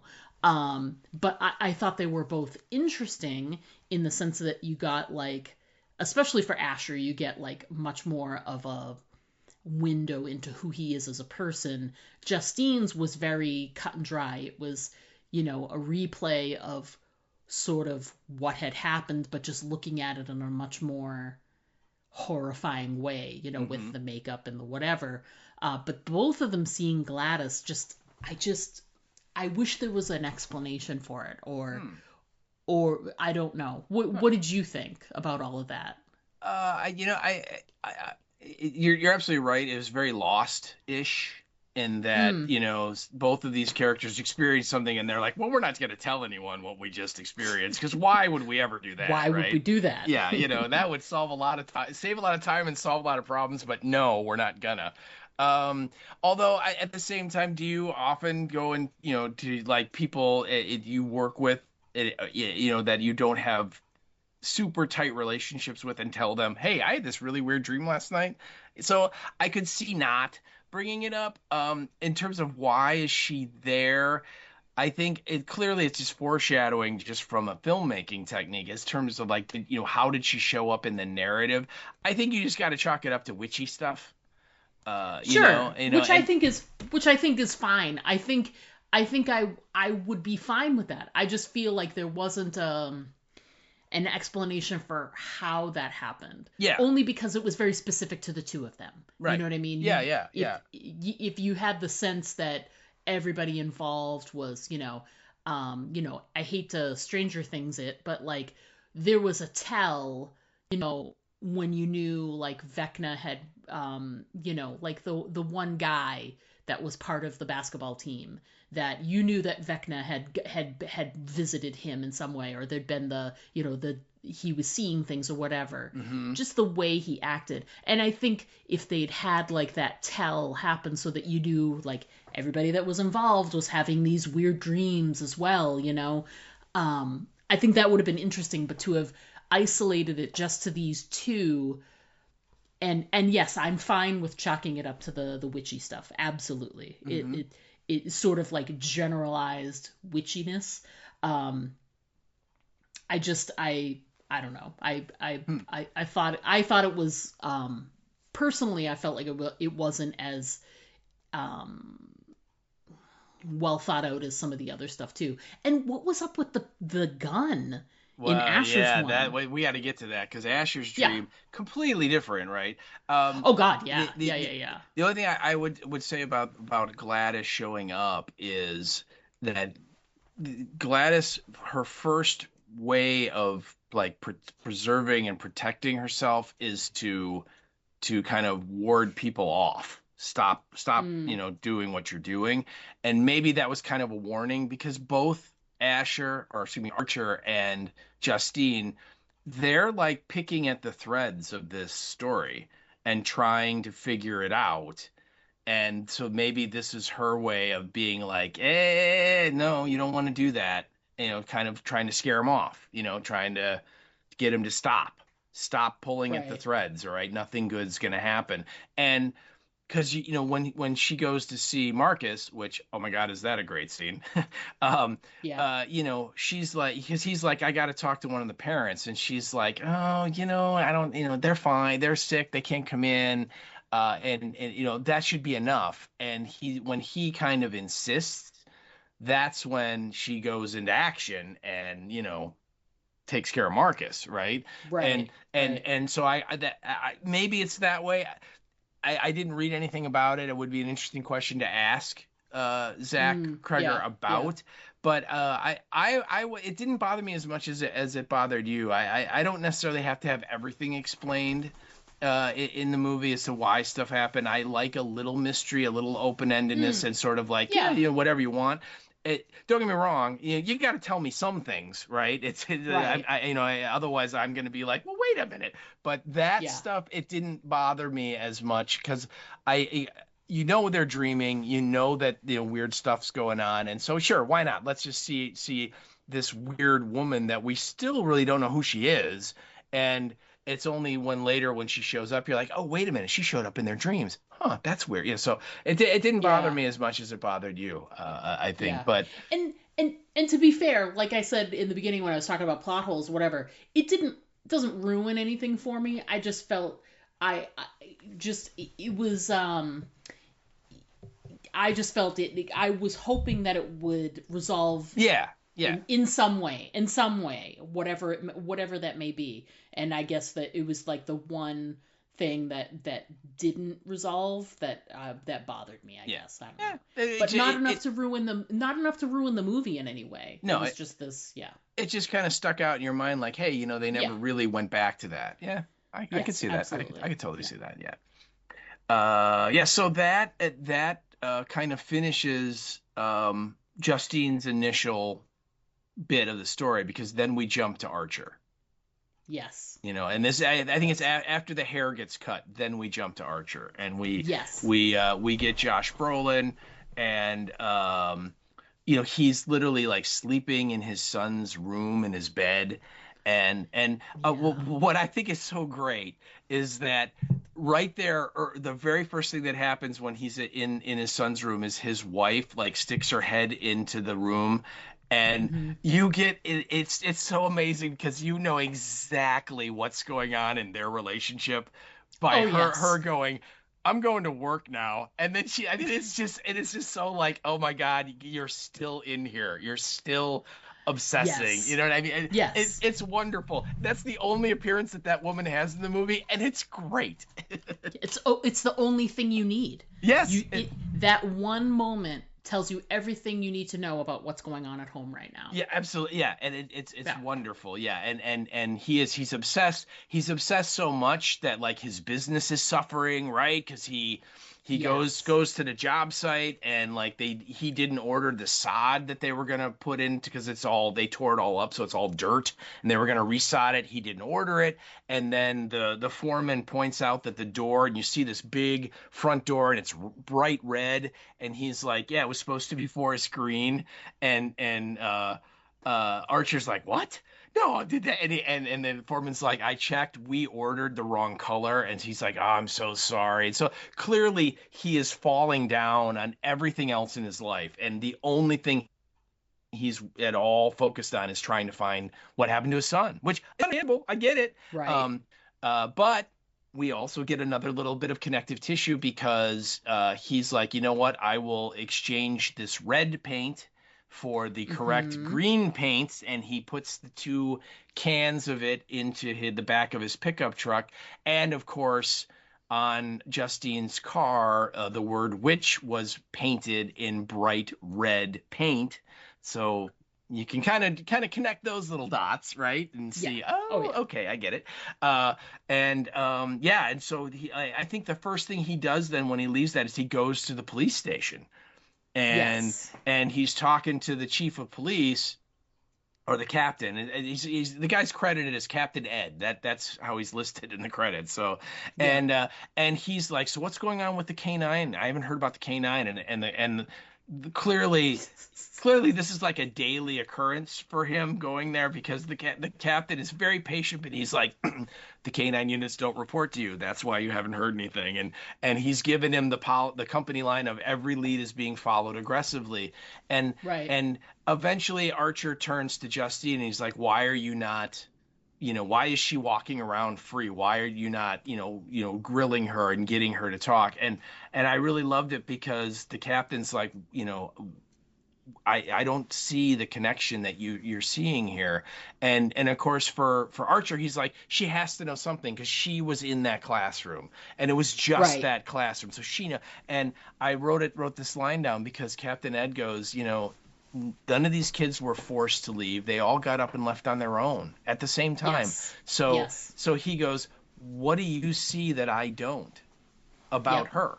And Yep. it's really telling. It's like, yeah, look, and Archer points out, she had a DUI. Do you know that? And then he goes, she was fired from a previous job for inappropriate behavior. And the Captain Ed's like, with a faculty member, right? So it's not like a Yes. kid. It was like, Yeah. and what I love about that line is that gives you much more insight into her, in that, you know what, she probably slept with the married dude, and Yep. it blew up. The wife found out about it. It became a whole thing, and she lost her job, which, put in context with Paul and Donna, makes a lot more sense now, right? It's like, Yep. yeah, she does this. This is her thing. Okay, I get it. So yeah, that I thought was a real cool moment. But yeah, just this whole idea that Archer's convinced she knows something, and the cops are like, look, we've checked her all out. We've run all the background checks. We've asked all the questions. There's nothing there. She is just as in the dark about all this as everyone else, And he's Yep. just like, no, I don't believe you. Yeah, and it's funny too because again, at this point of the story, we still don't have any real inkling as to it's still a mystery what Hmm. has happened. We don't know anything yet or where these kids are or what happened to them. And there's still some suspicion around Justine. She still feels like she could have some involvement. We don't know enough yet. Right. And when he starts bringing those things up and is like, she had a DUI, you were like, well, that's interesting. And then with the thing about the relationship, and then you can hear the chief of police is like, and when he says that, you are literally like, there's really nothing concrete that that Asher has that I think anybody would have. Is there's no like concrete belief, concrete piece of evidence that points them to her, Hmm.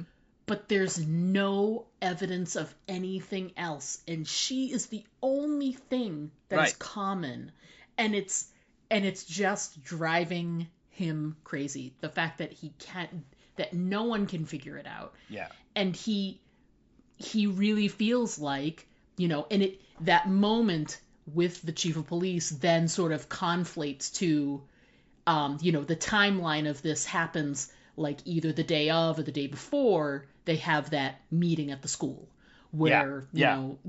and then come to find out that the person from the audience that's shouting and is like, I want to know what has happening in her Yeah. her classroom. What It's does him she that know? did it. Yeah, it's him. Yeah. Yeah, it is. Yeah. It's Archer. Yeah, and in the opening shot with Justine, we see him from behind, so we don't really. I mean, you can hear his voice, and it's like it sounds like Josh Brolin, but we don't know for sure. And then we and get the it's reveal. focused on her. It's Yeah. when it's telling it from her part of the story, it's focused on her like face and everything, and you don't see what's going on in the background.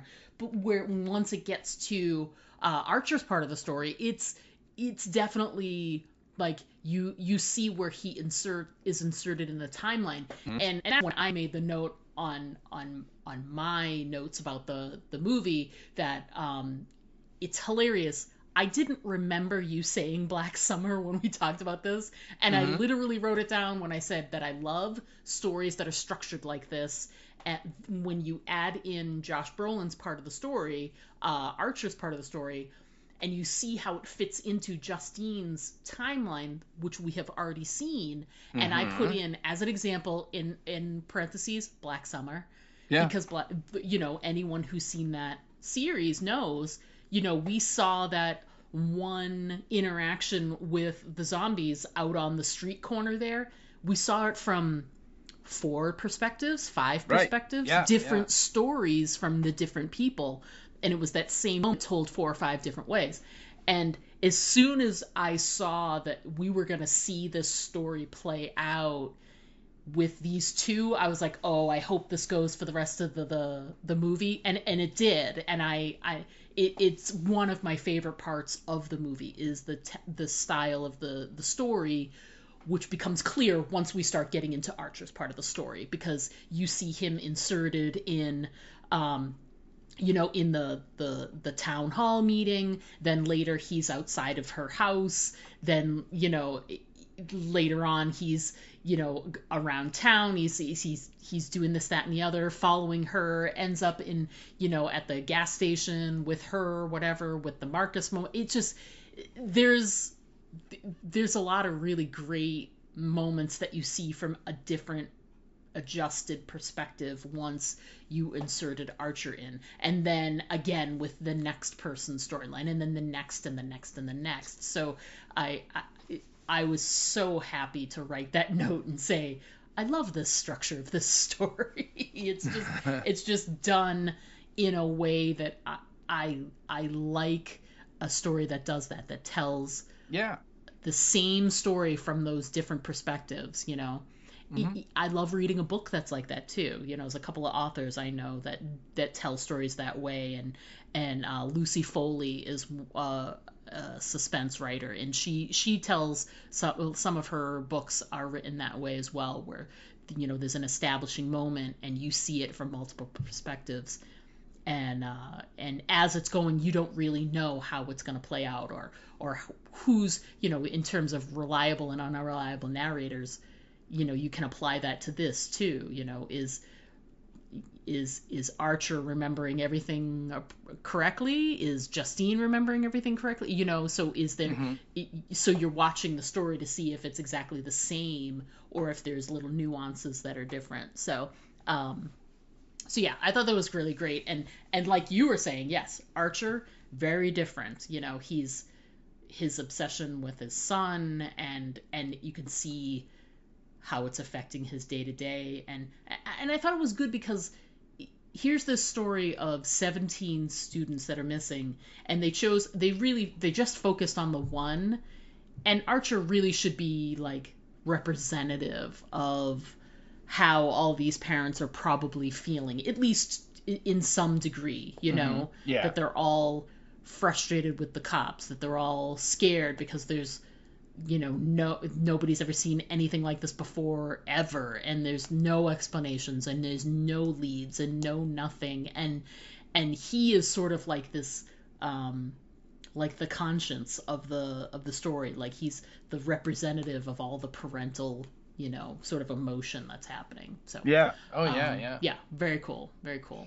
Yeah. And yes, I did love that moment with the captain, and Yeah. and he and when he says, you know, what do you see that I don't? You have to have that moment where you're like, because like I was saying, you don't know anything about Justine yet. You don't know if she is or isn't involved. Right. And you have to take that moment and go, is there something that you see that the police can't see? You know, and the way he words it is really well done. He's not saying I don't believe you or whatever. He's forcing Archer to see it from his perspective as much as he can. Yeah. So you know, I don't understand. You tell me. What do you see? Yeah, you have to explain. You share with me your viewpoint to win me over, is what he's saying. Exactly. Because I've examined all this evidence and I don't see what you're saying is there. Yeah. Right. It's really great, and we should point out too that I think before he goes to see him, but I think before he even leaves the house, his house has like a Ring camera, and he's like constantly watching the Ring footage of his son like running out the front door and out into the darkness. Right? Yeah. It just shows you how just totally obsessed that he is. That is the only thing he can think about. And so he I think he leaves there, and then he's driving, and then we do the town hall meeting, and he follows her to the liquor store. Yes. And we do see that when she like comes out of the liquor store, James is there accosting her for change again. You know, he gets her when she's going in, and then he gets her when she's coming out, and she says, "No, I don't have any." And as she's walking back to her car, she looks, and across the way is this pickup truck, just sitting there. And and at this point, we don't know who it is, we don't know who's driving, but what we're seeing is is she paranoid? Are they following her? Because she's just come from this very, angry group at the meeting. And so she's kind of like maybe a little paranoid, like, oh my God, was that truck there before? I don't remember. Turns out she was being followed, because he did. And he, and he's there, and we see him watching her from a distance, just like in Black Summer and a lot of these other movies that use this technique, come out of the liquor store and, walk back to her car. He follows her home, and that's when obviously he paints the witch on the side of her car. And then I believe after that, then he goes into his dream sequence, right? And he's in the bedroom, in Matthew's bedroom, and Matthew is there in the bed, Yep. and Matthew gets up and leaves, and he follows him out the house and down outside and is running after him, and Matthew kind of runs into this kind of nondescript house, and it's one of those dreams where, like, no matter how fast Archer's running, the kid is always way ahead of him, right? He can never catch up to him. It's one of those kind of Yep. things. And Matthew disappears, and then I love this bit, like above the house, like the clouds like turn into like an AK-47 or some kind of a Yeah. machine gun, and you're like, huh? Yep. What? But I think it just kind of sells that dream, that this is not happening in real life, that this is a dream. And I guess you could read into it that, clearly the kids are turning into weapons, hence the title, right? So literally we see the gun to help solve that. I don't know what that means either. I would, Yeah. again, love to ask Zach Kreger or maybe get if there's an audio commentary to see what he says about that scene. Because you're just like, wait a minute, there's a big gun in the sky? Yeah. That's Yeah. weird. Uh, I think that's part of the dream stuff that I wish. I mean, yes, I would have loved to have known how Gladys was able to be inserted in their dreams. Yes, witchy stuff is fine, but I think maybe that gun is really the thing that bothered me, because if there was an explanation that, like, Archer's a real big, like, he goes hunting all the time and brings his son with him, and that, like, for that, but there was no real through line to why that imagery was used. It's No. so confusing. yeah. And what's funny is, I don't know about you, but not so much the gun portion of it, but the clock portion totally felt like I was watching Three Body Problem when that happened. I was like, is all of a sudden, is he gonna get some kind of like message that, like, you're gonna die when this timeline is done? When it's zero, you have 2 hours and 17 minutes and then you're dead. Then you better stop. Yeah. Yeah. Yeah. But yeah. so then he somehow ends up back in his son's room, and I can't remember if this happened before he chased her or not, but like on his son's dresser is a picture of like the baseball team, like the youth baseball team he was on, and like Josh Brolin is one of the coaches, and there's another dad on the end, they're standing up, and then all the kids are kind of sitting or kneeling in a group, and we see that before the dream, and then when the dream's going on, Brolin goes over and he picks up that picture and he looks at it, and now it's just the two parents and all the kids are gone. I thought that was a real cool little moment, very just trippy. just showing what's going on in his head, that yep, they're everything, they vanished from everything, even your photos, they're no longer in, and then Matthew's in the bed, and he's like, Matthew, talk to me, say something, and then he literally like breaks down and basically says, I never told you, that he doesn't say it, but he's basically saying, I never told you I love you, even though I felt it every day, and I just want to get you back because I want to let you know that every day, and it's a real emotional, like, breaking moment for him, clearly, that like this is what is killing this man, that he was probably absentee parent, probably was letting the mom do all the parenting. He was off doing his business and all that stuff, and not really being there, and thinking, I got plenty of time to do all that. I gotta make sure we got, the job, make sure the money's coming in, make sure everything's paid for, and then I can parent later. And now the kid's gone, and he's like, oh my God, I'm never gonna get that chance. It's gone. Right. And again, it's emotional. He's crying, and then suddenly, Matthew disappears, and there's like, he goes under the covers or something, and so he like pulls the covers back, and it's Gladys, and you're like, oh my God, what is that? Oh yeah, and so and then he has the the startling wake up thing, and I believe he goes, fork.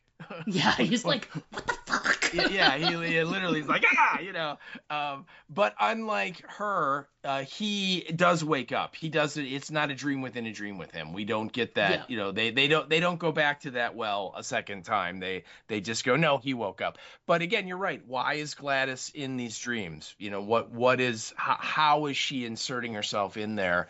And I don't know. It's a real interesting question. I think I bet if you ask Zach Kreger, he would probably say, it's open to your interpretation, whatever, you know what I mean? It's sort of like Probably.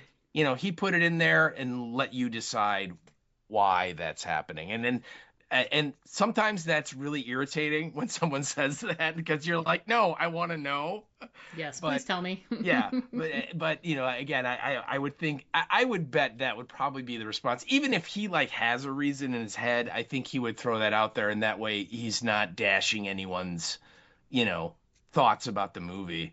If what the reason why they think it should be is not the reason that he did it, you know what I mean, something like that. But Yeah. but anyway, yeah. So I what I love is after the dream, what I think is so cool and fun, and my note in here that I wrote in here is that you literally get this like 15-minute sequence where Archer starts Nancy Drewing the shirt out of this movie.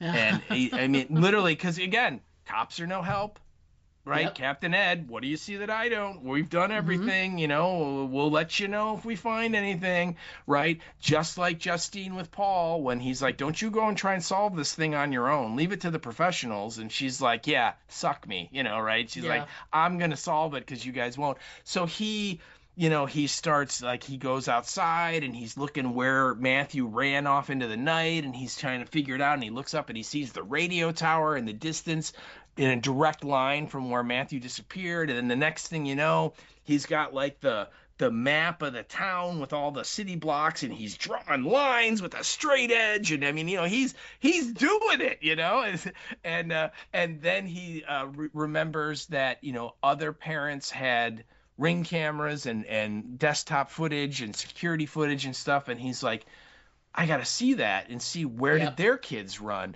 And this takes him to this little girl named Bailey, to her parents' house, and he shows up and the mom's there and he's like, hi, and she kind of knows him from like the meetings and stuff, but they clearly are not friends. They do not. Yeah. You can tell it's, she's. Yeah. Plus, he's the Yeah. guy that yells at meetings. Yeah, So, right. And you so know. she's very wary, and he's like, could I see your footage? And he points out, I had it on mine too, and I know the cops looked at it. It's like, I don't want a copy, I just want to see it. And she's like, no, I don't think so. And he's like, okay. So then he literally sits there and waits for the husband, and this is Justin Long's part, to show up. And he asks him the same question, and Justin Long lets him, and so he gets to watch the footage of their daughter running out. And again, he Nancy Drews it because he freeze frames when the little girl gets to the sidewalk, and then he counts how many sidewalk squares away from this one tree it is. And then the next thing you know, he's out walking that out on the street. And this is great shot of both Justin Long and his wife, and they're like on their porch, and they're looking at him like, what the hell are you doing?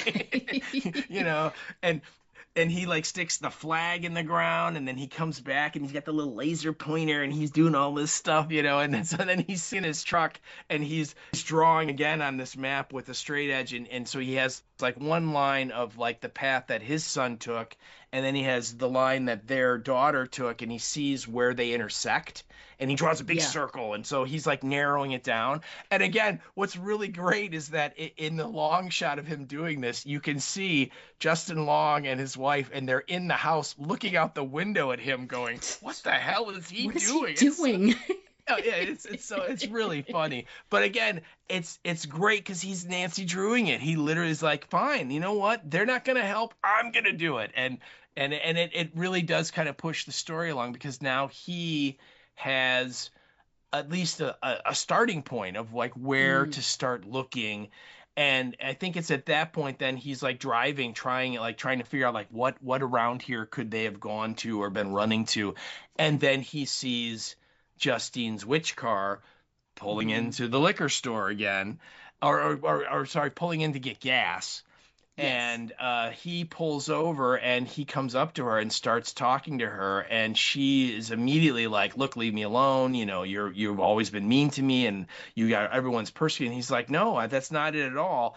And right while he's trying to explain that he's not angry, she like starts looking over his shoulder and like, huh, and then she goes, Marcus, and then Marcus? suddenly Marcus from out of nowhere tackles her, pushes him out of the way, rips the gas thing right out of the car, right? And uh uh Brolin gets up and he, kicks Marcus and says, "Stay down." And Marcus has like his eyes are like all bloody and he's got this kind of blackish reddish ooze on his shirt and his face, Yep. and he looks really terrible. And we should point out, when we see him running up to her, he's running just like the kids were seen running Yes. in the video, with like the arms out in like Yeah, wing like airplane, formation. like Yeah, yeah, right, yeah, yeah, yeah. and so you're like, well, okay, this is very abnormal behavior for this character, and he's running like the kids. Something's going on, and and so he, Josh Brolin like tries to get in front of him, and of course she goes running into the liquor store for help, and at that point then Marcus like tackles Archer, and they're like struggling on the ground, and again, Marcus has this like crazed look on his face, and it's like, "Ah," Yep. and then it cuts to black, and you're like, wait, what happened? You're like, I need more. And they're like, no, no, no. Right No, now, what no. we're going to do is we're going to tell you Paul's story. We're going to take a little Yeah. break from the craziness and Oh. go to Paul's story.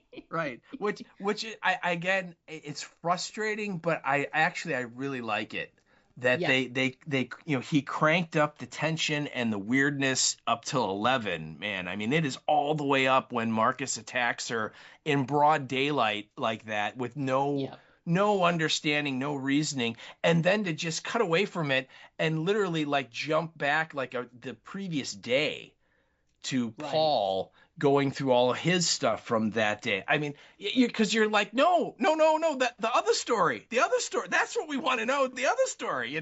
But Paul's story is just as important in many ways, and so yeah, I thought that Yeah. was really fun. I think, too, like, the interesting part about Paul's story, because, there are portions of it that we've already seen. Hmm. Um, but you get like the real descriptive everything. You get his state of mind Yeah. that explains a lot, because between the phone call from Donna and when they're finished and he's like, Jesus Oh Christ. yeah, And yeah, then later, when after he's had his day and the talk with the chief, that's when her text comes through. So yeah. it's like he was at the absolute, like, you could see where he was emotionally. Hmm. But I want to talk about one part of Paul's sort of, it's a recurring part of his story.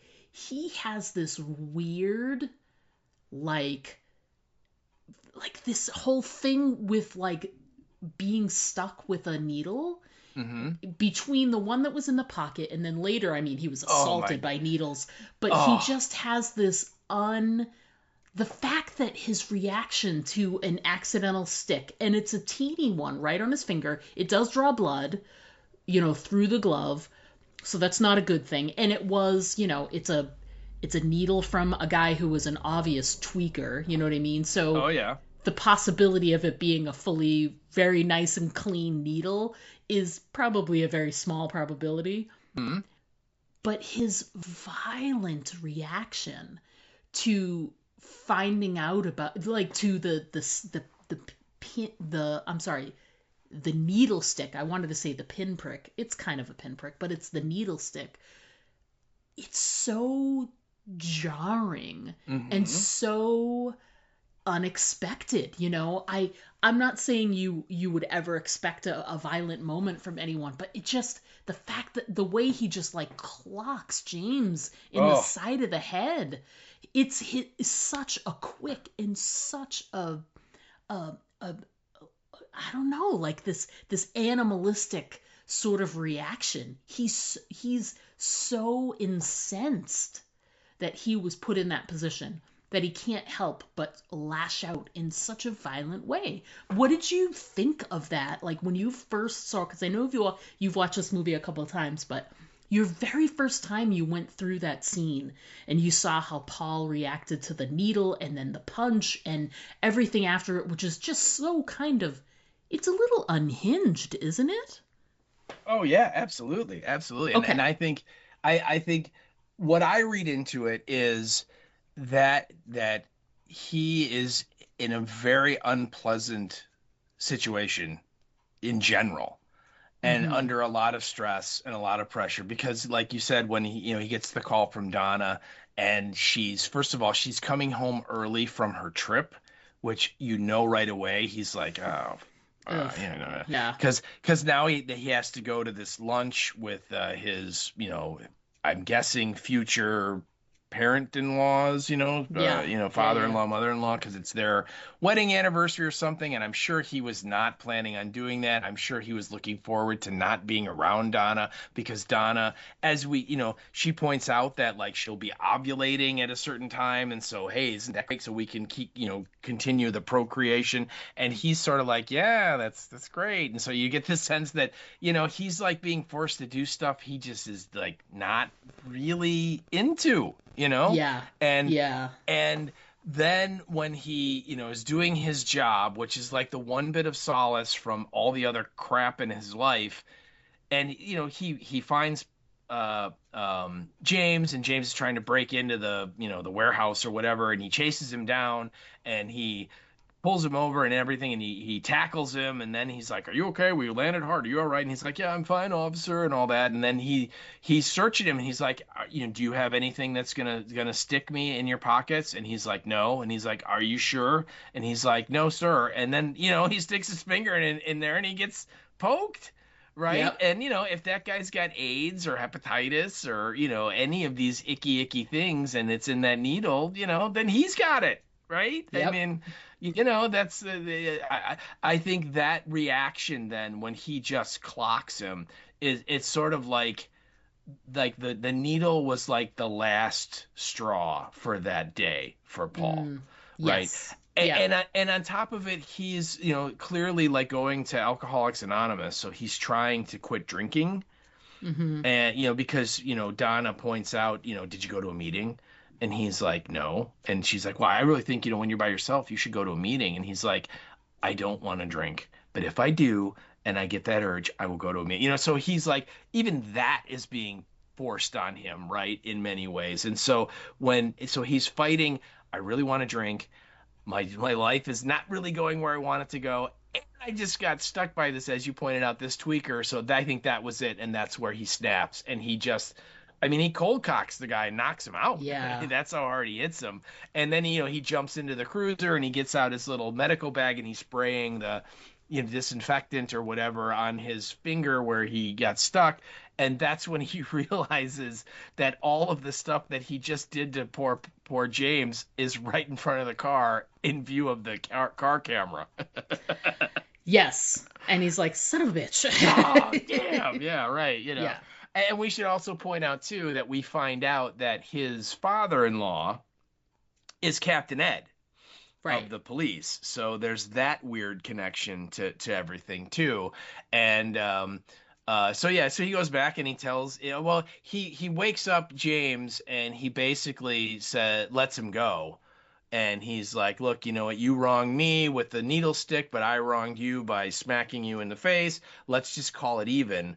And Mm. he goes, but if I ever see you again, it's going to be different. Do you understand? And of course, James is like, yeah, okay, fine. And so he kind of lets him go. They go back. He goes back to the station. He does tell Captain Ed what happened. And Captain Ed kind of tells him, well, here's what's going to go on.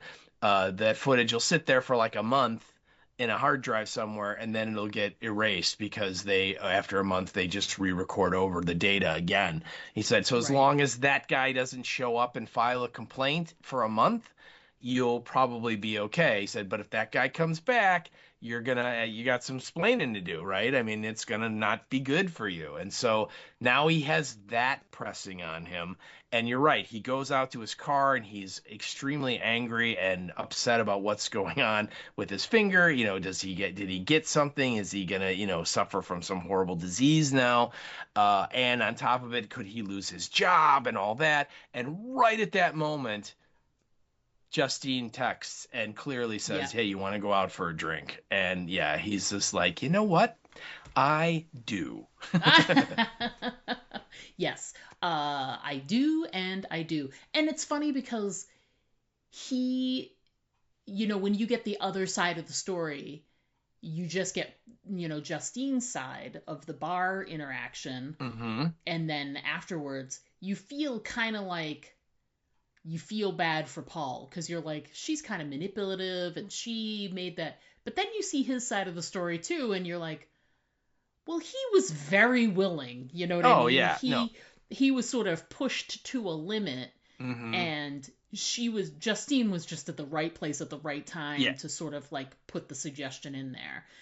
I yeah. guarantee the day that he had with the needle stick and all of that stuff, if Justine hadn't texted him, he would have gone home and found something to drink and would have drank. I agree, and you're absolutely right because the first time through with Justine's point of view, it really looks like she's pulling all the strings, so to speak. And Yes. he orders a Coke. He doesn't want to have a drink with her. He's only going to stay a couple minutes. He just wanted to say hi, right? And it's her going, no, let's stay, let's do, I'm not drinking alone, I'm with you, and I mean all the stuff she does, and she kind of forced that encounter to happen where they end up in bed together. And then the second time through, when, like you said, we see it and we see everything he went through, you're like, no, no, no, no, no. He went to that place knowing he Yeah. was going to hook up with her. There is Oh God, no yeah. doubt that he knew that was going to happen. Oh But yeah. again, it's just a credit to the filmmaking and the filmmaker that first time through, it's not the because of the lack of context, it's not apparent. But then when Yeah. you see it the second time from his point, you're like, oh yeah, this is totally happening. Yeah. Even if he didn't drink, they were gonna hook up. There's no doubt. And Oh and God, and you're yeah. and you're right. If she hadn't had texted him, he would have ended up at a bar or ended up at the liquor store or whatever. Anyway, so Yes. he was going off the wagon. There was no doubt. Oh, Yeah. for sure. For sure. Um it it sort of dovetails his story, then dovetails into James's story. Mm-hmm. So then we get his story of, the addict and how he fits into the narrative. Mm-hmm. Um and just a little side note, little Walking Dead connection. Yeah. The actor who plays him is Austin Abrams, who played Ron. Who, if you're like, Ron, who's Ron? Ron was Porch Dick Jr., Mm-hmm. who, perhaps he would look. You would recognize him more with Michonne's katana through his chest. Yeah. Uh, Well, I was gonna say, so didn't is it's funny because I did not make the connection right away, but when I was putting my notes together, I was kind of clicking on the actors, and I'm like, he was in The Walking Dead. I'm like, oh my God, he was Porch Dick's kid. Okay, but yeah, yeah. was he the guy that, remember, they a bunch of them in one episode went into some warehouse somewhere looking for supplies, and there was like the zombie that was like a SWAT cop, and he had the helmet on so they couldn't shoot him in the head, and he Mhm. had the vest with all the grenades. Is he the guy that shot the grenades and like ended up killing a whole bunch of people, or is that a different No, that dude? was that was the dude that ended up on the dumpster. That was Nicholas That was with Nicholas. yeah, That's yeah, who yeah, that yeah. was. Okay, He ended up on the dumpster with gotcha, Glenn. with Glenn. Yes, Right, yes. right. Yeah. But I do remember, yeah, that was Porch Dick's kid. Yeah, okay. All right. That's kind of a neat little connection there. I like it. Yeah. I like it. Yeah, no, he's the one that shot out He shot he out shot Carl's eye Cole's out. eye out. Right, he did. Yeah, Coral's he so Yeah, so he He's was obviously a lot younger when he did yes, Walking Dead. So he was and a like lot like fuller too. He clearly did a good job. He lost a little weight to oh, play that a tweaker there. Yeah, that dude was, I mean, he had to weigh like 90 pounds. He is so like rail thin in this movie. yeah, And it fits if he's like, every cent that he steals, he's using to buy most likely, crack or something, right. I mean, yeah, he would be like that or meth, right? I mean, it just would be unbelievable. So yeah, I thought he looked the part perfectly. It's great because um, if you think about it, all of these people, except for I would say Marcus, Yeah. all of the people that we get these background stories on, you were talking about them being flawed. And it's true, they're all manipulators in Hmm. their own way. And I think in James's way, when you first meet him and he is beat up by Paul, and you only see it from Paul's perspective, you don't get James's. And James said, he's like, listen man, check it, I work at that warehouse, I forgot my key and my car, and everything sounds very convincing, right? Well, then later when you get to know James and who he is, you're like, oh, because he's been trying to be convincing his entire life, because it's all about trying to get a little bit of money so he can get more drugs. So Right, um right. it's interesting how pretty much everyone who gets their story, they are viewed a certain way through someone else's lens, and then you get their side of the story and you're like, they're a lot clearer, Yeah. each one of them. So you get a first impression, and then you get their who they are sort of explained to you. Right. And James is definitely one of them. But what a great complete story from he started out as the guy who got clocked by Paul, and he ends as the guy getting dragged into the house by Paul as well. So Oh, yeah, um yeah. so no good interactions with the police for, poor James. No. And and what the reason why Paul ends up dragging him in the house and all that is because he's trying to go to the police station to tell them where the kids are. Yep, Right? You know what exactly. I mean? Yep. And granted, he just wants the money to smoke, but Yes. still, there's at least a little bit of good deed in there because the kids would get found, Of as course. as sort of a Of course. byproduct. But yeah, yeah, his story. I mean, you got to give him. I'm unfamiliar with what meth or what crack does to your bravery factor, but that dude was, I mean, he had balls of steel for going into that house. And Oh then yeah. after seeing all the weird stuff going on, like the parents sitting on the couch and stuff, he stayed. It's like Yep. I would have been out of there so fast. Are Oh you heck kidding yeah. me? Oh my God. Yeah. Oh yeah. Yeah.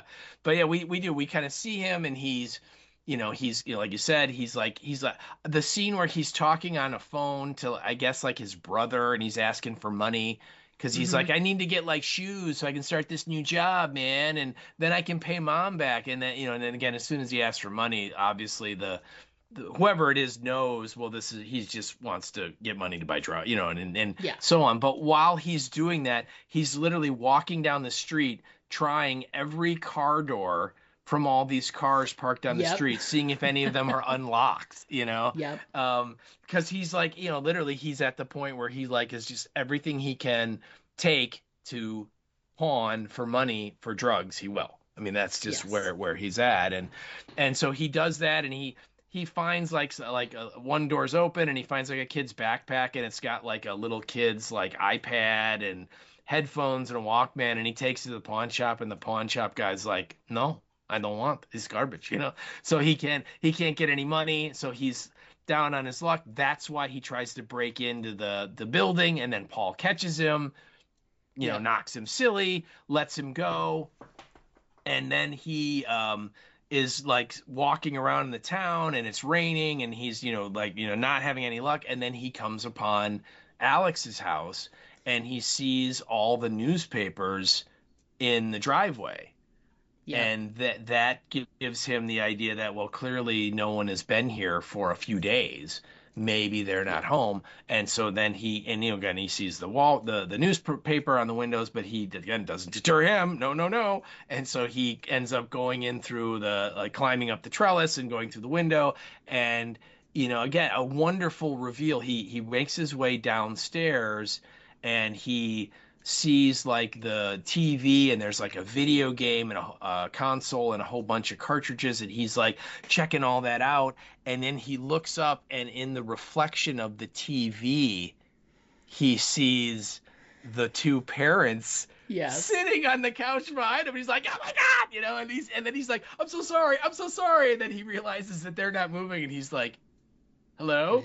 And it's funny too, because like when he breaks in and it's all quiet and he does make it into the living room, you know that they're there because you saw it when Justine looked through. Yeah. So you're just expecting them to be there. And even though you know they're there, it's still a moment.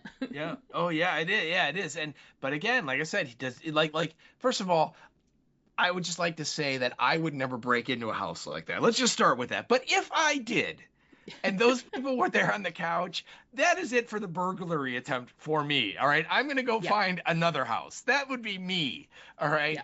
But he doesn't. And he keeps going, and he's like making all this noise because he's like taking like the silverware and dumping it into a pillowcase, and it's falling all over the floor. So he's making all this noise, and then he like hears a noise upstairs, like something moves. So he like, clearly somebody's got to be upstairs.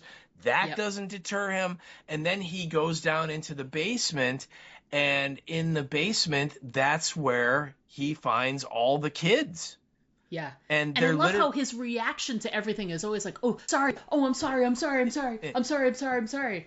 And like nobody goes after him. Nobody's going near him. His reaction is that he got caught, which I'm sure is not his first time. No. Yeah. But what I love is he goes and he finds he's in the going down into the basement, and all the kids are there, and he does that, and then he's like, oh yeah, they're like weird too, and he's looking at them, and then they all turn and look at him. And then he freaks out and runs back up, and he like drops the pillowcase, and he goes back, and some of the stuff comes out, and so he's like putting it back in the pillowcase. And again, it's just a beautiful shot because he's putting the stuff in, and he's like trying to get out of there, and you see the two parents stand up from the couch and start moving towards him, and you're like, dude, get the hell out of there. Time to go. It's like, yep, now you definitely got to go. And then he sees them, and he's like, oh my God, and he runs, and he just barely gets away, right? Mm-hmm.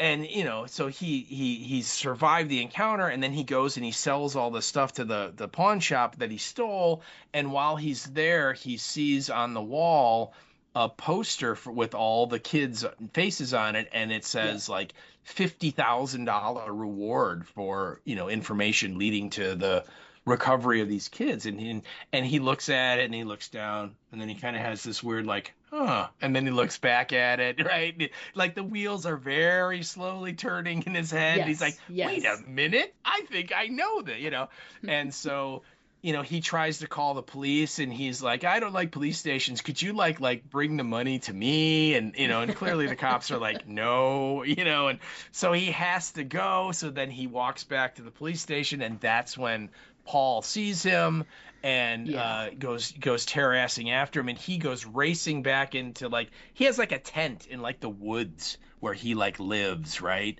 And he's in the woods, and he kind of escaped from Paul for the moment, and he's kind of walking, and then he like it's a really cool scene because he's walking, and then he kind of stops, and he's like looking like he sees something, and then the camera kind of cuts to his perspective. But again, because the camera's always moving, it like is moving, and you're like kind of seeing past trees and on the other side of them, and like in the middle of the woods there's Gladys, and she waves at him, and you're like, who is this woman? Oh, it's so good. And I love how her introduction is she's just like waving at him, and at first he's like, and then he dives into the tent. He's like, no, I'm done. No, Yeah, right. And I think you even wrote down the line, right? Yeah. He's When he's inside the tent and he's just like muttering to himself. He's like, "You're okay. That wasn't real. You're okay. That wasn't you're real." okay. That wasn't real. Yeah. And then, so he's in there and he's like, like trying to calm down, and then he hears like someone approaching the tent, and it's got a zipper door, right? And the zipper then slowly starts getting pulled up, and so the whole audience, everyone's convinced it's the weird, crazy clown lady, Of right? course. And so he grabs these three hypodermic needles and is holding them like a knife, all three needles, Yeah. and he's waiting, and the zipper comes up and the door opens up, and of course it's Paul, and he has Yep. tracked him down, and the dude stabs him with all three needles right in the cheek, and I'm like, oh, would that hurt? Ow, Yeah. ow. Oh, poor Paul can't get away from those damn needles. Yeah, you he know, can't just catch a break, too. oh no. And so Paul ends up cuffing him and arresting him and throws him in the cruiser, and this is when he tells Paul, I know where the kids are. And Paul doesn't really believe him. He's like, no, I swear to God, man, it's the truth. And so then they he's like, where are they? And he's like, I can show you. And so he drives, and eventually he finds the house. And so Paul parks the cruiser right in front. And I love it right when Paul's gonna get out, James is like, excuse me, sir, but what assurances do I have that you won't just like take the reward money for yourself? And Paul looks at him with this sort of like look, and he doesn't say a word, and he just gets out and leaves, right? And this is after, like, Paul has asked him, like, you don't have AIDS, do you? And he's like, yeah, AIDS? I don't think so. He's like, Not that I'm aware of. he's like hepatitis, anything like that. And he thinks about it good, long, and hard, and he's like, not that I'm aware of. And Paul has this look on his face of like, great. I might be dead because of this ding dong. Right. Oh yeah, right. So he has no time for him at all. Yeah. But knocks on the door, and the door opens, and Paul goes inside, and the door closes, and literally James is like, what the fork? Yeah. And then it like smash cuts to like what is obviously got to be like 6 hours later, because it's dark, and he's still sitting there in the car, and the first only thing I can think of is like, that dude probably has to go to the bathroom like nobody's business. Totally right now, thought the same thing. Yeah, you know what I mean? Because he's like handcuffed in the back seat of a police car. So even if he wasn't cuffed, he couldn't get out, because it's a police car. But yeah, and so he's just literally in the car going like, what the hell, man? And finally, door opens. Again, it's dark. We don't see anything, and then Paul kind of comes out, but Paul's kind of walking a little bit like a crazy mom with the scissors from earlier. It's not like a normal walk, right? Yeah, it's not quite as un-Paul-like. weird, but yeah. And he comes up and he opens the door and he like growls at James, and James is like, are you okay, man? And he just literally drags him out of the car across the lawn and into the house. And James is like, help me, somebody, help me! And door closes, smash to black. We move on to Marcus's story.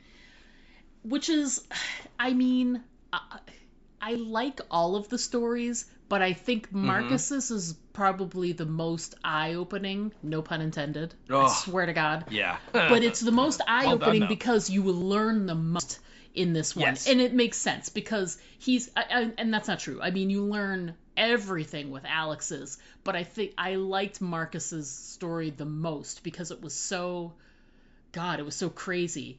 You get all of these different scenes from his perspective. When he's talking to Justine on the phone about going to Alex's house and how that's not the right thing to do and all this other stuff. And then she impresses upon him the whole, like, you're the first responder kind of thing. So he legally, if a student could possibly be in a situation of harm, they're under legal obligation to report it. Principals and teachers.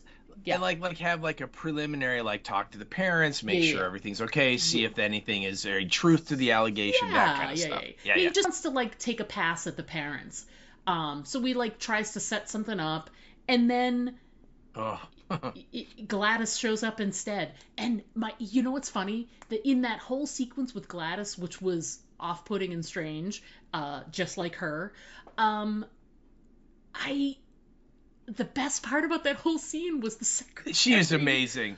Yeah. She was so like, something is off with this person Uh-huh. and I don't know what it is, and this is wrong. This whole thing, it's all gonna work out wrong or bad in some Yeah, way. yeah. And Marcus literally has to be like, thank you, you can Oh, go, to make her like leave and shut the door, because she is just standing at the door with this absolute resting bitch face yes. of like, she's like, this is not gonna turn out well. Well, And it's just, yeah, it's great. it's so funny because like he's in his office and he's doing paperwork and stuff, and then she shows up and she's like, "Your 2 o'clock is here," and and he's like, "Well, show them in," and she's like, "Uh-huh," and then she's like, "Come on Yeah. in," and then you see like through like the frosted glass, you see Gladys, and you can already tell the red hair, right? And so oh my God, it's that crazy woman we've been seeing little snippets of in the movie, and she comes in, and you're right, and Marcus is like, hi. Hi, hi, hi, hi. And he gets up and he comes over and has her sit down and he's like, "We haven't met before, have we?" And she's like, "No." He's like, "I would have remembered," right? And you're right. The whole time that the assistant is sitting there at the doorway, and she just has this look of like, "Are you really gonna talk to this crazy woman? Like what is going on?" And then Yeah. he literally has to be like, "Okay, now you can go." Shoo, go away. Yeah, yeah. It was Yep. very, very fun, and Gladys explains that she's the aunt, and it's and I think it's kind of interesting because well, I guess we don't really know, but the story she tells Marcus is not the story that Alex's dad tells Alex about who she is in their Right. relationship, because she Right. says that Alex's mom is her little sister in Yeah. that exchange, and later on it's explained to Alex that it's her mom's aunt. that Yeah. that's So she's so like a great aunt or Yeah, something. yeah, Yeah. right. So I mean, it's shifting and different, and I have read some stuff on there of this idea of like, is she even related to those people at all, right? Or Right. or did It's she? possible they could be making up the whole thing. Yeah. Yeah, so you don't really know. But anyway, yeah, so she sits down and says that, and of course Marcus is like, "Oh, so you're not like a legal guardian?" And they're like, "No, it'd be your parents." And what does she say? Like the parents are sick and they really can't leave the house or something, and that's why she's there. And of course Marcus is like, "Well, I really gotta speak to one of the parents at least in order to do Yeah. this." And then that's when Gladys is like, "So who filed the complaint?" And he's like, I can't. It's confidential. I can't reveal that." And he's like, "I can Yeah. drop by the house." And she's like, "No, that's not gonna work." It's like, we'll have to work something out. But again, she tries to dissuade him. She tries to get him to stop kind of like, poking his nose in here and pulling at these strings of Yep. what's going on. And he basically says, "Well, I can't do that," and like you said, he's obligated by law to like do this stuff. Yes. So he's He like, has yeah, to. so like I don't have a choice. And he even says, "I don't believe anything is going on that's, bad or wrong. I just have to go ahead and do this because that's the law." And Yeah. so she kind of leaves it with, "Well, we'll have them call you, or figure something out and work on it and leave." And then then it cuts to like his he I think then it cuts to the grocery store, and that's where we see his side of the phone call with her. Yes. And Yeah. Yeah. we meet his partner, and they're buying groceries, and they're adorable together, right? They're just, they're Yes. very cute. And then it cuts to his house, and they're like, they make all these hot dogs and all this like, stuff to eat, and they're sitting down in front of the TV, and they got the TV tray with the stuff, and they're drinking, and they're just sitting down, they're wearing matching Mickey Mouse shirts. That's super cute, right? And Yep. Yep. there's this knock at the door, and it's Gladys, and she's there, and she's like claims she missed the bus and she had to walk and she's out of breath, and oh my God, can I just come in for a minute and have a glass of water? And Marcus is like, no. No, you can't come in. We're just sitting down to dinner. And of course his partner is just like, of course you can come in. Come in. And he's trying to be really nice. And you're just like, dude, no, don't let her in. What are you, crazy? And Yeah, because she again yeah. manipulative. She doesn't say, "Can I come in?" She's like, "Can I have a glass of water?" Yeah. And he's like, "Well," and the partner is like, "Of course you can have a glass of water." Right. Like it's the minimum like good deed to do. So yeah, she totally manipulates that situation. Oh, Of yeah. course. Oh yeah, and then of course when we opened the podcast, you said the line about I'd like a bowl please, a bowl of water, and Yeah. so they go into the kitchen, and and he just goes to get a glass, and she's like, no, I like a bowl, and Marcus is like, you want a bowl? And she's like, yeah, it's just Yes. this weird thing I do. I don't even look at it anymore. I just do. So they she gives it, and she pulls out this like branch with the thorns on it, right? And she cuts her hand open with it, and they're horrified at all the blood, and then she asks for a towel, and the Marcus's partner like kind of has the towel, and he's like holding it between his like thumb and his forefinger, and is like just like trying to extend it out because they're both freaked out by what she's doing, and she steps over and she cuts off a lock of his hair with these massive scissors, and of course, and he's like, "Oh my God, I think she cut my hair. I think she cut my hair." And Marcus is like, "That's it. I'm calling 911." And of course, she like wraps the hair around this stick with the thorns, and she's rubbed her blood on it, and then she picks up the bell. Right? Isn't that what she does? Mm-hmm. Yeah, and she but you know what? I don't know if the bell is used in this scene. I think this one is just the stick. That she just snap it. He doesn't go into action until she snaps it. I think she rings the bell, and he like drops the phone and just kind of freezes. Oh yeah, that's when what he happens. Goes into catatonic. Yeah, and of course, right. his partner's like, Marcus, are you all right? And then she just picks the stick up and snaps it, and I mean, wow. Yeah. Marcus he moves into action woo, quickly. Yeah. And first of all, I have to ask you, he like tackles his partner and gets on top of him, and then he like projectile vomits this like black like tar stuff, and it's like several gallons. I mean, it's a lot, right? And right. we don't see any of the other characters do this in the movie, and I want to get your take on it. Why do you think we see him do that? I don't know. I thought about that because I'm like, it was another one of those things that's like it's a little bit different, but we don't see anyone else do that, and we get the perspective of you figure you get well, I mean, nothing really happens to Archer does get taken over by the but you don't see him do that. You don't see Paul any of doesn't the kids do it. The kids, Paul doesn't do it. Even James, James is taken over. He doesn't do it. Alex's dad doesn't do it, or his mom. Yeah. Marcus is the only one. So I don't know why. Yeah. It's so weird. It's so interesting. Yeah.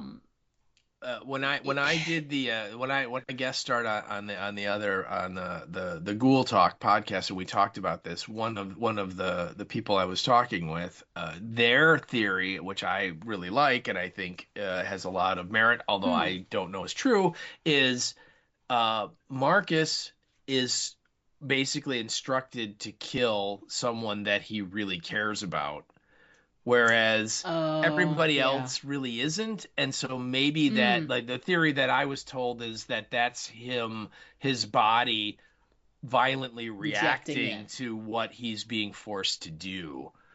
which Interesting. you know what? I like it. I think it makes a lot of sense. No idea if that's at all what the filmmakers intended, but it is weird and it's gross and awesome, right? That he's just like, and Yeah. it's just like, I mean, Yeah. it's shooting like pressure hose out, right?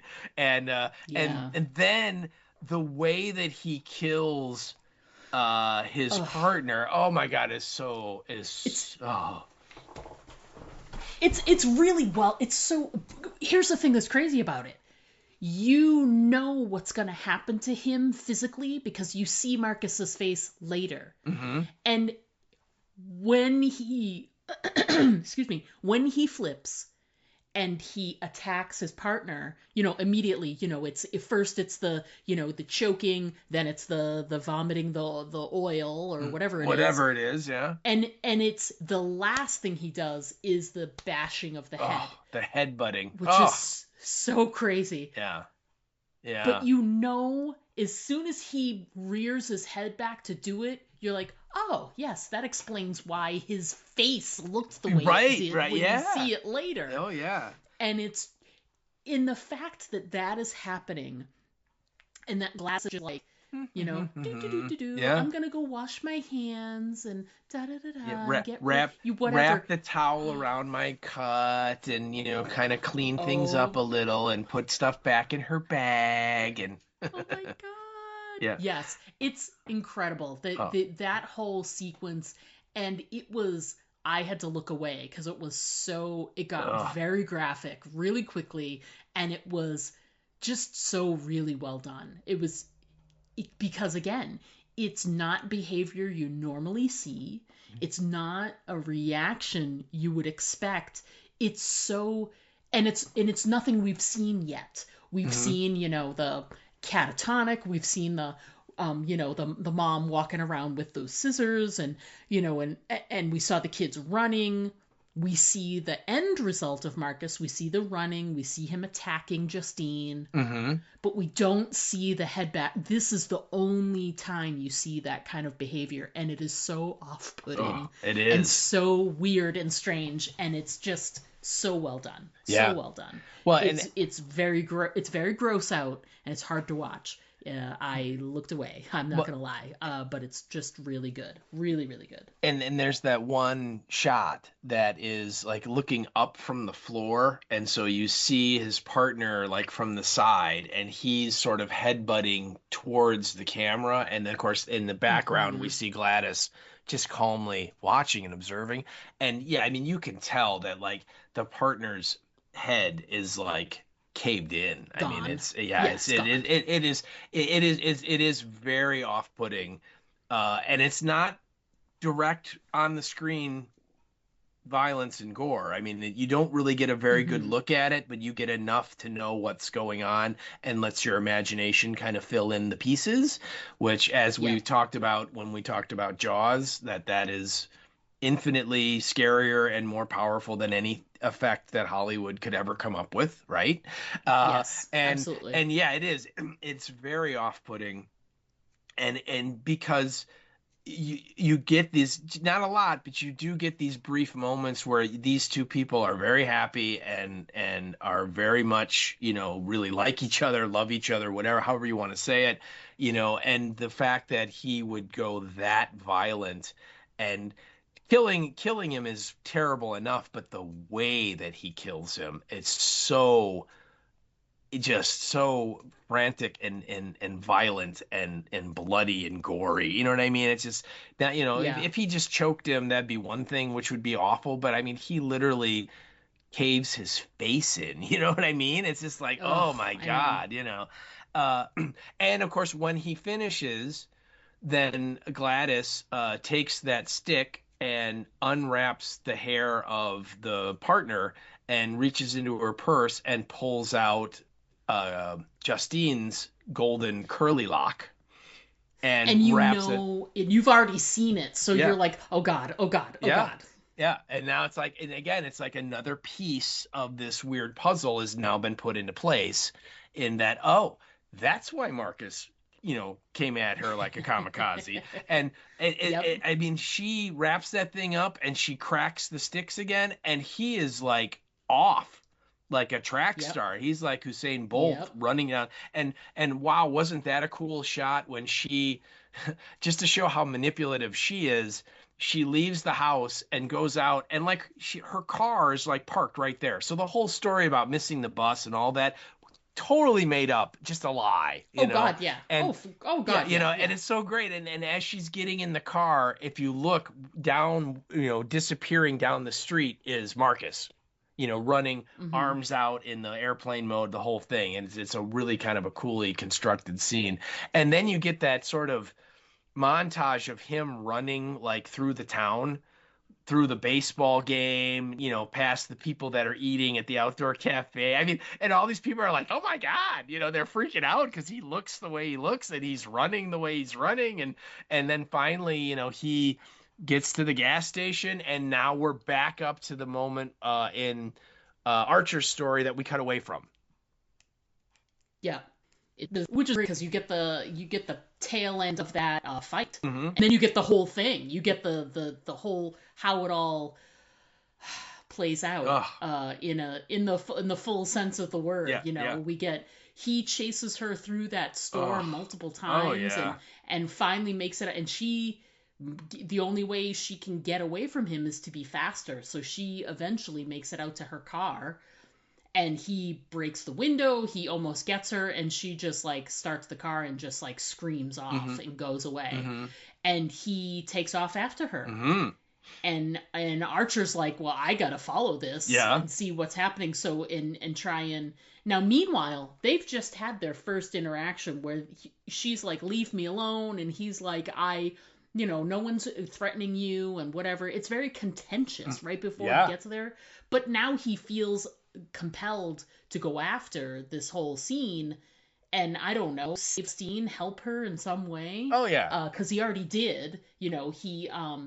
He came very close to getting Justine, and he like tackled him inside the store. Yeah, he To his smashes. own detriment. Yeah, he smashes him into cut, like the but cooler or something and cuts yeah, his hand, and yeah. exactly. But he follows all of this, and Marcus is running and running and running, and Oh, you see that the first thing you see is that Archer has like he's gone through a red light or two, it's a stop and sign, then but yeah. yeah, and then there's a red light coming up, Yes. and Marcus runs right across it and is Oh, smashed by a car. T-boned. Yeah. Yeah, Oh yeah. full strength. Yeah. Yeah. And then you come up and you see the after effect of it, which is his head is actually more crushed than his partner's. Oh yeah, was. way more. Yeah. Yeah. Yeah, and Basically he's all done. you see is like his lower jaw, his teeth, and everything above it is just like Gone. mush. Yeah.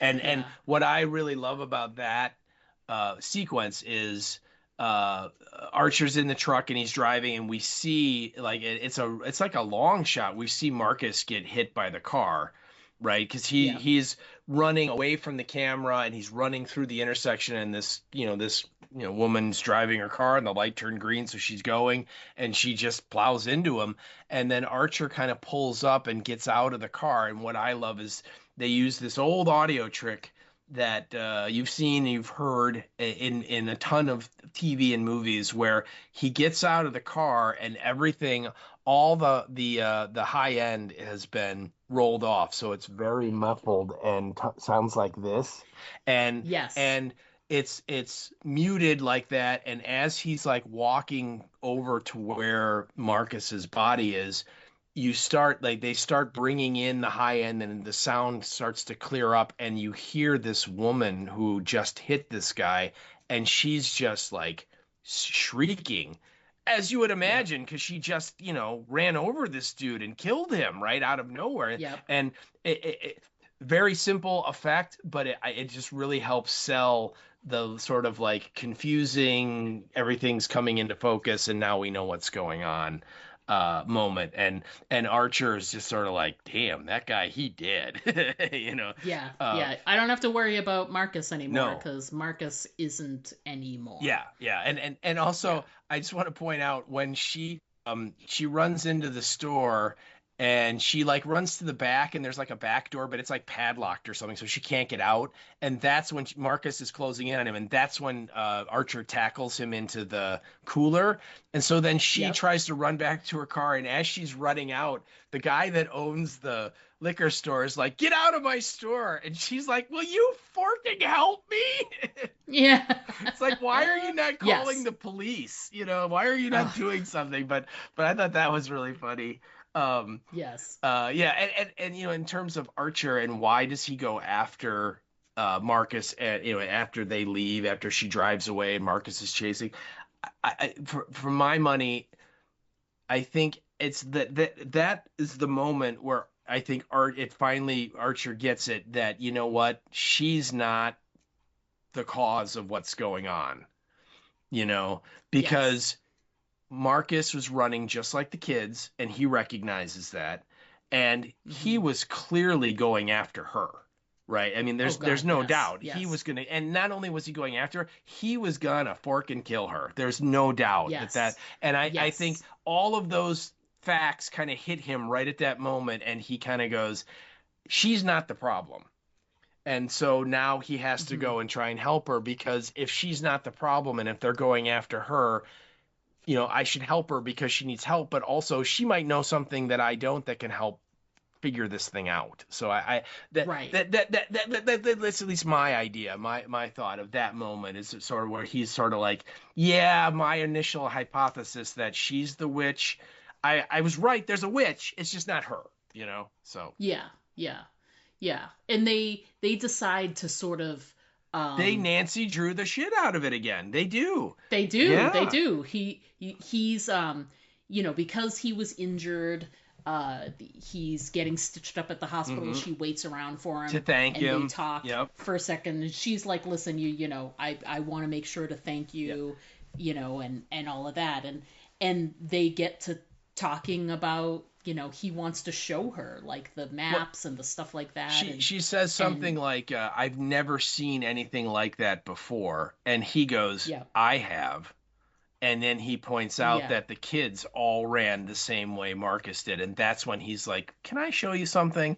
And of course, Yeah. that's when you need the bow nicka wow wow music. But no, that's not Yeah. that movie at all, people. And then he shows her his town map, and he has the two lines drawn, and he's like, assuming that my kid ran straight in this direction, and the other kid Bailey, she ran straight in this direction, they intersect here, so this area, there has to be something they were running at. That was the target. And of course, Justine is looking at the map, and she's like, "Oh my God, that's Alex Lily's house." And Yep. so again, they're like, "Well, let's go over there." Let's go figure this out. Yeah, we'll get Scooby and the rest of the gang, and we're gonna solve this thing. And I don't remember if they show them sort of like posting up outside the house before they dive into Alex's story, or if they dive into Alex's story and then we sort of like catch Yeah. up where we were. Basically, yeah, Um, it's like she goes, "Oh my God, that's Alex Lily's house," and then it smashes to black, and then we get Alex, and we get his story, and this is sort of oh, like all of the expo is now revealed, and all of the main plot issues yes. are resolved, and where it's like, okay, now we know everything that's going Well, on. yeah, and it's the ultimate, like it gives you all of the story, Hmm. all of the everything. Yeah. The only problem that I had with the Alex story Hmm. is I feel like during the time period where he was sort of doing Gladys's bidding while the kids were gone, Hmm. and he was sort of taking care of them, I feel like the town was sort of in that atmosphere. Everybody was probably watching everything all the kids were doing, and he was probably under a microscope as well, at least for a little bit of time. Yeah. And yet he's going to the store and buying all these cans of Soup. soup Yep. and And walking around with them, nobody and now notices. all of a sudden he's not getting picked up at school anymore, and no one really notices. And don't get me wrong, the total time that the kids have been missing is 30 days. Mm-hmm. This isn't like 6 months or a year or something. But I think because it's so fresh, people are, people are still very haunted by this because it's still so fresh on their minds. I don't know. I feel like, I know this is going to sound silly, but even in the scene with, like, in Home Alone, when what's his face goes shopping, the girl at the register is like, "What are you doing here? Why are you shopping?" Mm-hmm. And that same scene probably would have played out because he didn't ever go shopping for food before. Yeah. But now all of a sudden he's like buying, and the thing is, this is 17 kids that they need to feed all the time. Is he going to the store every day and I buying think he's soup, just feeding his or parents. I don't think he's feeding the kids because, I mean, no? They showed the whole scene. He's in the basement feeding them soup. no, he's feeding the parents soup. He fed the kids soup. I promise you. You can Oh. watch he feeds the kids soup. They have like dribbles on their clothes. They made a point of showing that even though he was teased by Archer's kid, he had to feed him. He was forced by Gladys to feed him. Well, because it's So sort of he's- like Gladys is kind of like eating the kids, so I just didn't think she would bother to feed them. But maybe I missed that. I don't. Yeah. I just remember he can't. He's trying to use the can opener and he's like spilling the soup all over because he can't do it. Yeah. So then he goes to the store and starts buying the pull tops. Right. So at least he gets smarter where that comes. I just feel like and here's the thing, if he was like anywhere in that like 12 to 14 range, I don't think anyone would have batted an eyelash. But he's young. Mhm. He's like 9. And I feel like exactly the same. He's in that same age range as Kevin was in Home Alone. Young enough to make someone go, are you in the right place? Are you supposed to be here? I don't know. It just, it's the kind of thing that would make people look on like a regular day, I feel like. And this isn't a regular day. There's 17 kids that are missing, and people are on edge and trying to look for any kind of clue. So I don't know. I feel like that would raise some red flags. I don't know. you know what I think That was just me. I think you're showing a little bit of your age because when we were kids, yes, I think that would definitely, raise red flags. But I think now in the current time where both parents, if there are both parents, they're all working to try and make money to pay all the bills. I think kids are being forced to do a lot more adult stuff than we had to. Okay. And so you're right, though. I mean, it's awful close to when kids are disappearing, and the fact that he's like the survivor kid, you think that would have like a light on him anyway. Exactly. But, yeah. Like, why is he all of a sudden doing this, and why do they need, Yeah, well, I mean, to be fair, to be fair, not to contradict myself, but Gladys did float the idea that the parents aren't well, and you usually associate soup with, oh, my parents just aren't feeling well, I'm buying soup. So maybe Gladys gave him a little story to tell at the store. Yeah, my parents have been sick, and the soup makes them feel better. So I'm gonna get them some soup, and hopefully they feel better. Yeah. Yeah. And maybe that was something that worked, but I don't know, just it felt like it was again, it just needed a little something. It rubbed me the wrong way, but whatever. But the let's talk about Alex's story in more depth rather than just soup.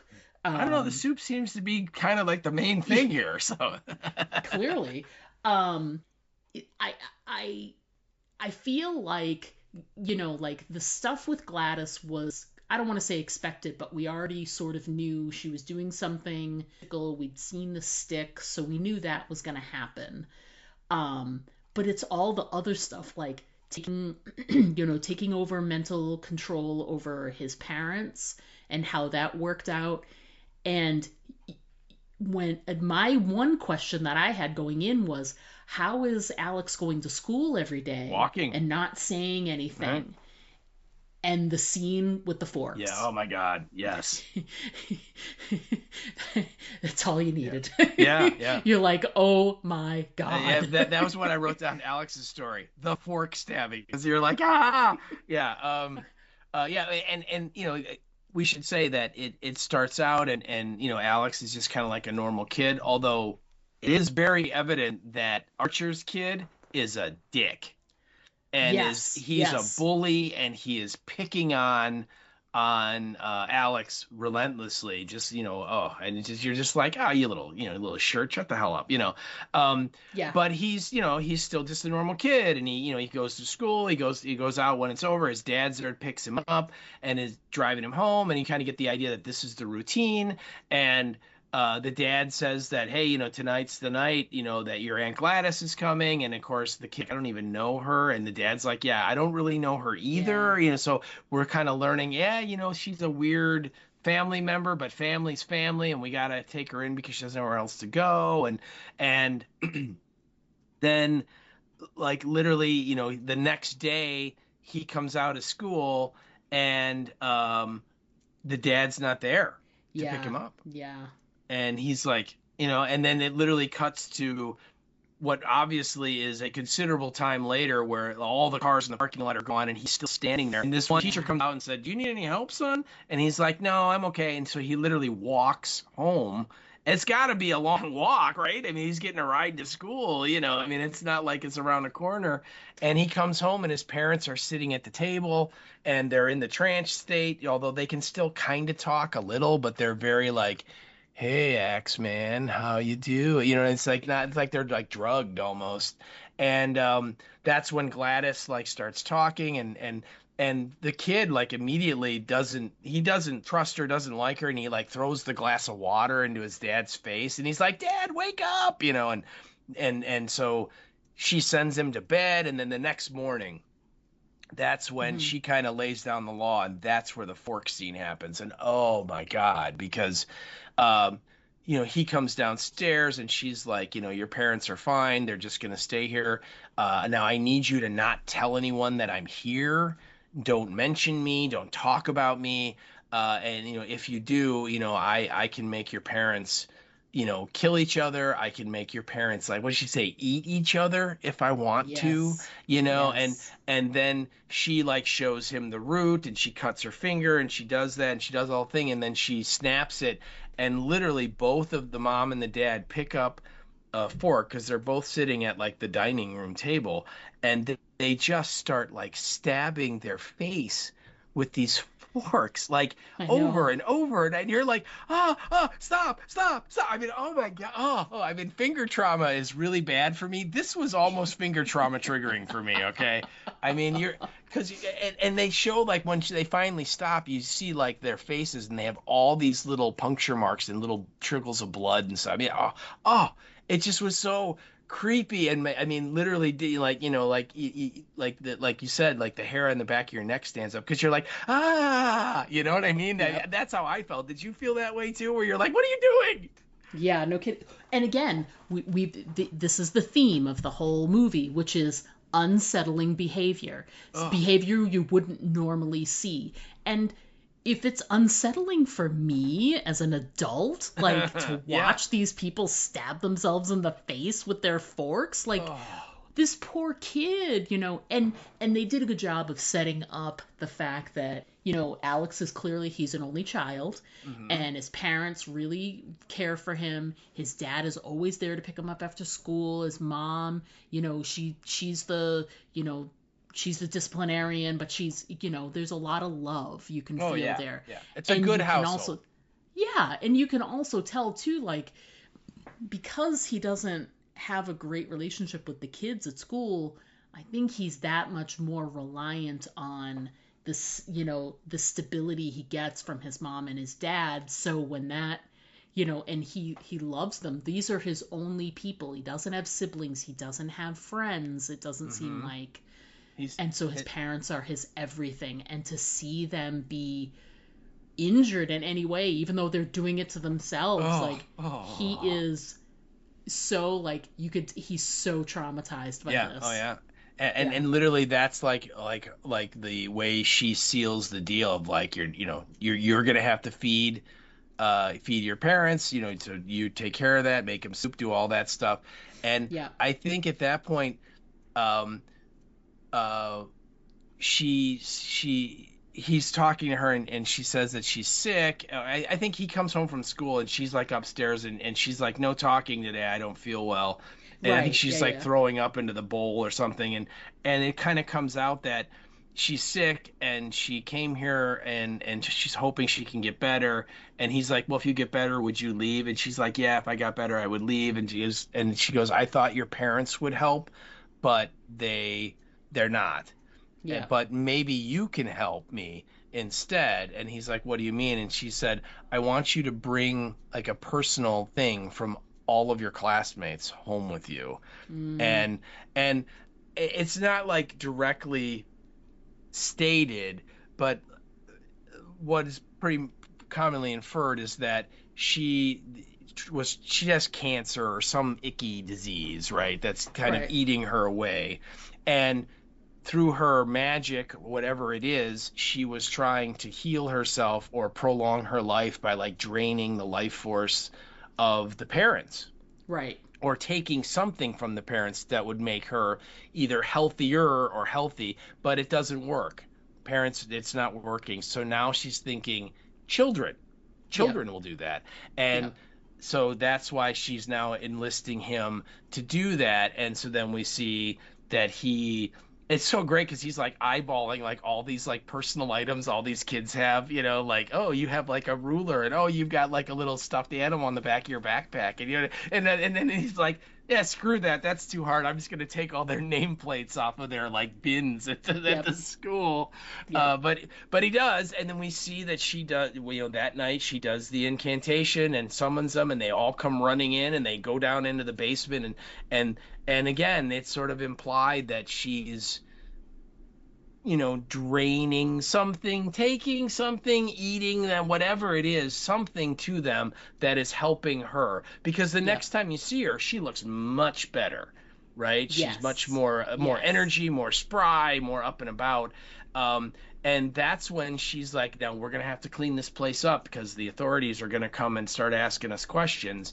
And so we see them cleaning up the house and all the soup cans that are everywhere and making it look Yep. nice.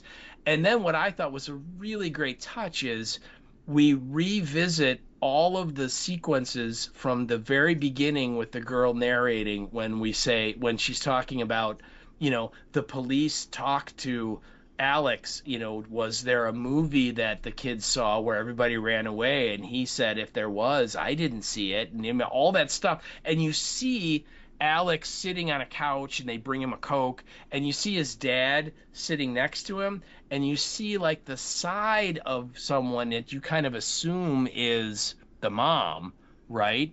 Yep. But now we see the scene again, and the dad is clearly in the under the control of Gladys and is very zombie-like sitting there, and sitting next to him on the other side is her. It's Yep. Gladys. Yep. And again, it's like filling in these like little questions, these little Yep. kind of Little dark gaps. areas Yeah. that we didn't quite have filled in, and even to the point where like the cops show up and she's like, oh, hello, officer, and he's like, hello, Aunt Gladys, and they explain that like the story is the dad had a stroke, and so he's like kind of a homeschool, and being taken care of at home, and yeah, I mean, all of the points of like how could this happen are being answered.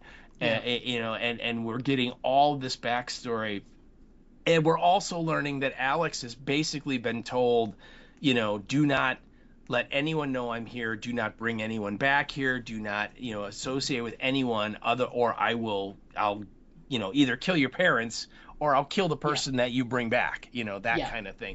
And Yeah. that explains his attitude Yes. towards Justine. Yeah.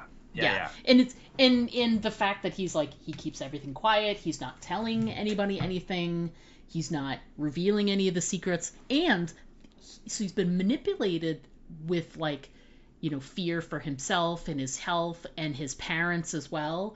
But the fact that she was like, if you do this, I'll leave. I'll go I'll leave. home. And so that's all he wants is for her to go home. He And doesn't want to harm her, he just wants her to wants leave. her to leave and have everything go back Yeah. to the way it was. Yeah, yeah. Yeah. Yeah. And so we catch up to uh current timeline, which Mm-hmm. is Justine and Archer outside the house.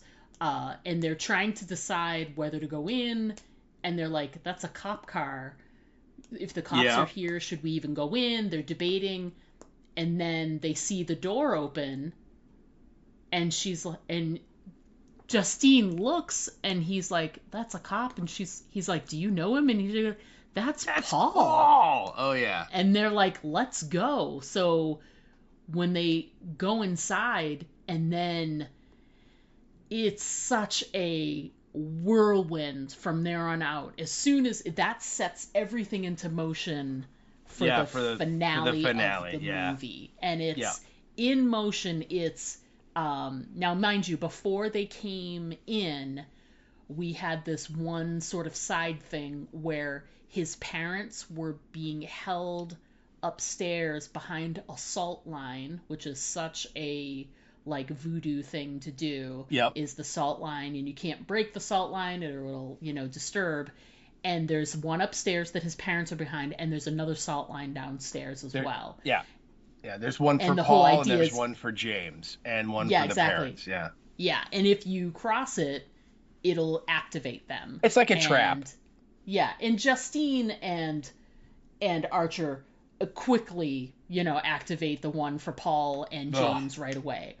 And I think too, doesn't Gladys tell the kid that they're gonna leave, that they have to leave, that they're gonna pack up and go? Yes, pack up a couple of things, we gotta go. Yeah, we got it. So that's also going on, and she kind of knows. Gladys kind of realizes once the cop shows up and James shows up that you know what, it's the heat is on, and she's got to move. She's got to get out, and so she sets these traps for whoever's going to come next, so that she doesn't have to do all the stuff with the thorns and the hair. It's all ready to go, basically. Yeah. And so they come in, and they step on the salt, right? And Of and course as they soon do. as they do, both those guys are like, ah! And God, they're yes. running at him. Oh my God. And like 90-pound James is taking on, like, 200-pound Josh Brolin. Yeah, no kidding. And he's, I don't want to say he's succeeding, but the thing is that they have kind of like a zombie aspect, a rage zombie aspect, it's very 28 Days Later. Uh-huh. In that they move fast, but they don't seem to get injured. Like, I mean, Archer throws James off of him like a potato sack like 10 times, and it doesn't affect him. No. He just jumps right back up and does again. And Justine assaults Paul in a much more direct way. Well, what's great is that in their kitchen they have like an island, a counter, and so she's on one side and he's on the other, and they're kind of doing the like, I'm gonna try and go to the left, so the other person goes to the right, and they're kind of doing that dance, and then Paul just like leaps over it and just gets her and just starts choking the life out of her, and so she's literally grabbing for anything she can find. And I my note is, love the potato peeler. And the fact that she does it, and twice. he just doesn't flinch, he doesn't move, he doesn't react in any way. And she gets 2 good chunks of his cheek with that. Oh yeah. With that, it's either a cheese cutter or a potato peeler. You take your pick, right? I mean, it's that little thing with the wire and the wheel, and you kind of like, you drag the wheel across and the wire will cut whatever it is. And I mean, she gets a good ½ inch of under his skin, and oh my God, again, finger trauma really bothers me, but that really bothered me. Okay. And you're right. He just continues to choke the life out of her. He doesn't even blink, and so she has no choice. She ends up getting his service weapon out of his holster, and first she shoots him in the neck, And and it does he nothing. still doesn't stop. And then Hmm. finally she puts it right up to the side of his head and just literally blows his brain. She follows our mantra, She and aimed for the head, and it worked. it works, and it stops. And then we cut back to Archer. He is, still trying to get Paul off, but Paul is I think at this point they're struggling on the ground, and Paul is on top of him and Yes. is kind of looking like he's getting the upper hand. And then she just comes in and just shoots him too and blows him away as well. Hmm. Um, but while that's going on, Alex has gone upstairs and triggered his parents Yes. and He steps on the crossed the salt salt. line upstairs. Yeah. Yeah. And so Yeah. they now, both of them are after him. And I mean, oh my God, they chase him down this hallway and he closes the door. They like go through that door like it's like paper mache, right? Yes. And then he runs into the bathroom and he closes the door and they go through that door like it's paper mache. And this is one of those like Evil Dead houses that just has these unending corridors that connect to everywhere because he's always able to escape from one room into another, and they're always Yeah. right behind him. And finally he gets into Gladys's room and he finds all of her witchy stuff. Yep. And this And is it's it's great. a great scene because he decides like this is the only way out, and he's seen the ritual, so he knows what to do. Mm-hmm. So he takes the branch. Well, he takes the And- branch that she used for the kids. Yes. And he pricks his finger. Mm-hmm. He goes to her wig and Mhm. he pulls out some of her actual hair, not the wig hair because that No. wouldn't work. No. And he pulls out some of her actual natural hair and wraps that around and rubs the blood on it, and he just does the snap, Yeah. and it wakes up all the kids in the basement. Yeah. And they take off after Gladys, and when she realizes that it happened and she starts running. And she's like, "Oh no!" But we should also say before that, when Archer, when finally the two guys are killed, Archer starts looking and he goes down into the basement and he Yeah. finds the kids and he's like, "Matthew," and he's going up to each kid, "Matthew, no, Matthew, no, Matt," and he goes and finally he kind of goes into one corner and it again very darkly lit, yeah. and she's down there and she Yep. grabs like something off of he's wearing a necklace or something, and she grabs it. Yes. And then the next scene we have Justine, who's like looking at Paul's dead body that she's riddled with bullets and blood's all over, and she's sort of like kind of taking stock of what's just happened. Yes. And Like you do. like you do. And then Archer just comes up behind her, and the way he's walking, it's not quite the I'm under control walk, but it's not like a good walk. And It's very motivated. It's like he's deliberate. moving with purpose, Yeah, which makes you yeah. feel like, yeah, this isn't good. and he comes up behind her and just starts giving her like the chokehold, with the her chin is by his elbow, and he's choking her. And of course, all this is intercut with the kid doing all the stuff with the thorn and the hair and all that stuff. And what is so great is that Gladys then comes up out of the basement, and Archer is choking the life out of Justine, and Gladys is like really softly saying like, "Yep, that's the way it goes," and it's just sort of watching it and taking it all in. And right just before, or like she's not quite dead, Justine's not quite dead, but it's getting real close. That's when the twig snaps, and it's so great because she knows, Gladys knows, Yeah. and she's like, "Oh no." Yeah. And Oh then- dear.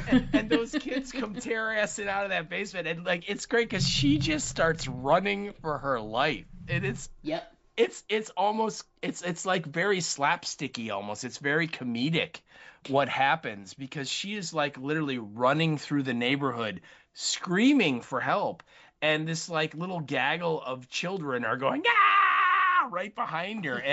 And it's so great because like she'll run into a backyard and she'll close the gate and they'll like smash the gate down. And then she'll go and open the back door of someone's house and run in. They'll just run right through the door, the screen door. Yep. And Yep. then and she's running through people's houses and people are like, "Hey," and she's just like, "Ah," and all these kids are coming behind her. And then she like runs out the front door and one kid goes like right through the window out into the, I mean, there is a scene where this guy is like mowing his lawn, and he looks up Yep. because he hears Gladys screaming and he looks up and like way across the street, running from behind one house through the opening and then behind another house, you see Gladys go from one side to the other and she's screaming and he's like, "What the?" And then like a second later, all these kids are running right after her, and you're just like, "What is going on?" Oh, and finally they track her down, and wow, excuse Yeah. me. I mean, They take good care of her. my comment is they go after her like a piñata. I mean, Oh God, yeah. they gang tackle her and they all start pulling on her and like biting, and one rips her ear off, and then they're pulling her arms and her legs apart from her body, and then finally they stick their hands into her eye sockets and they like crack her head. So like her, like right at the jaw, it just kind of like what happened to Marcus. It just crunch, and then they're getting sprayed by all this blood. I mean, they kill the hell out of her, right? I mean, it's and as soon as she dies, all the control that she had over the parents and Archer stops. Yep. And the parents like basically just kind of go back to being catatonic, but Archer kind of recovers and is kind of back to himself. And I just kind of chalk that up to he was only under control for a very short time. Yes, that's what I figured too, because the kids take a while. They say it took like 2 years for them to like speak or something like that. Some of them. Yeah. So yeah. But the parents, what did he say? Like the girl says the parents are still being fed soup, but by somebody else. So like they never recovered, But as soon as she dies, though, the control is broken, and so Justine is saved, right? So she doesn't die, and Archer, it's great. He goes running to try and find his son, and he's like following the carnage. And so he's going through people's houses that they ran through. And there's like this one woman like, "Oh my God, there's a man in the house now. Oh my God." It's so funny. Again, it's these very funny little moments. And finally he comes upon, and all the kids are just standing there around like the severed corpse of Gladys, right? And I'm not kidding. They like pulled her arms and her legs off of her torso. Yeah, they tore her to pieces. Literally, Like she was drawn and quartered, which usually means the arms are torn and the legs are torn off, and amazing. It's just unbelievable. And he finally finds Matthew, and he kind of "Oh my God, Matthew, I love you," all that stuff. And that at that point, then that's when the narrator comes back in to kind of bookend the movie, and she like we just said. The kids, like some of them, it's been 2 years and some of them have started to talk again. So that's good. And the parents, they're still being fed soup, but by someone else. And like, what'd she say? Like Alex goes to live with another aunt, and from everyone's nicer. Well, she's a nice lady or something, right? And so then that's the end of the movie then. And so, we, it's just fun. I mean, it's a roller coaster ride, and there's definitely a couple of gross out moments, particularly at the end more than at the beginning. But just super fun. I mean, what did you think? Did you like the ending? Did you think it was satisfying, or did you want something else? No, I thought it was satisfying enough because the kids are found, and they triumphed over. I mean, Gladys is gone, so she won't cause any more harm, which is great. but it left its mark. And not just like a lot of people will, if you survive in a horror movie, like, are you going to have that, trauma? I get it. But the narrator does a good job of like, there is no happily ever after Mm-mm. in this story, which I think is what's important in like a scary movie or a horror story is, just because you triumphed doesn't mean that you really like won. Yeah. Gladys was beaten and she won't hurt again, but she negatively impacted all of these people Yeah. in, the worst ways. And They're they're not going to lucky recover. Yeah. right. They're lucky to have made it out with their lives, but for a long time they're not going to feel very lucky. Is basically, you know what? yeah. I think there's a lot of therapy coming. You think so? I It's do. hilarious too because at the beginning of the movie when Marcus says, "Oh, you'll have your benefits and whatever," and I don't want to say anything, but there are some very good mental health benefits in there too. She's going to be using those now. I Thank think you she very will. much. Yeah, I think she will. Yeah, I yeah. think killing Paul is going to definitely leave a mark. Oh yeah, oh Yeah. yeah, And oh yeah. and God knows what Donna's going to do, right? Oh god, yeah. She'll probably attack her in the liquor store again. I Yeah. would think so. Yeah. Yeah. I actually I think it's probably best if Justine just moves on to a new town. I really do. Yeah. But Um, yeah, amazing. Before we wrap up, I want and move on to like taking our break and getting into our listener feedback and everything. I wanted to take a moment just to discuss for 2 seconds that leading into this time of year is usually the award season. And so far, and this is very, very rare for any kind of horror movie, but they've been getting some nominations and some wins, mostly for Amy Madigan, who played Gladys. She's already won Best Supporting Actress awards from two different like Critics' Choice things, like mhm. the critics of like one area like New York something and some Florida critics or something. And the nominations, like on the day we're recording this, the nominations came out today for the Golden Globes, and she was nominated for a Golden Globe, Yep. which I think is just crazy amazing. It's so great.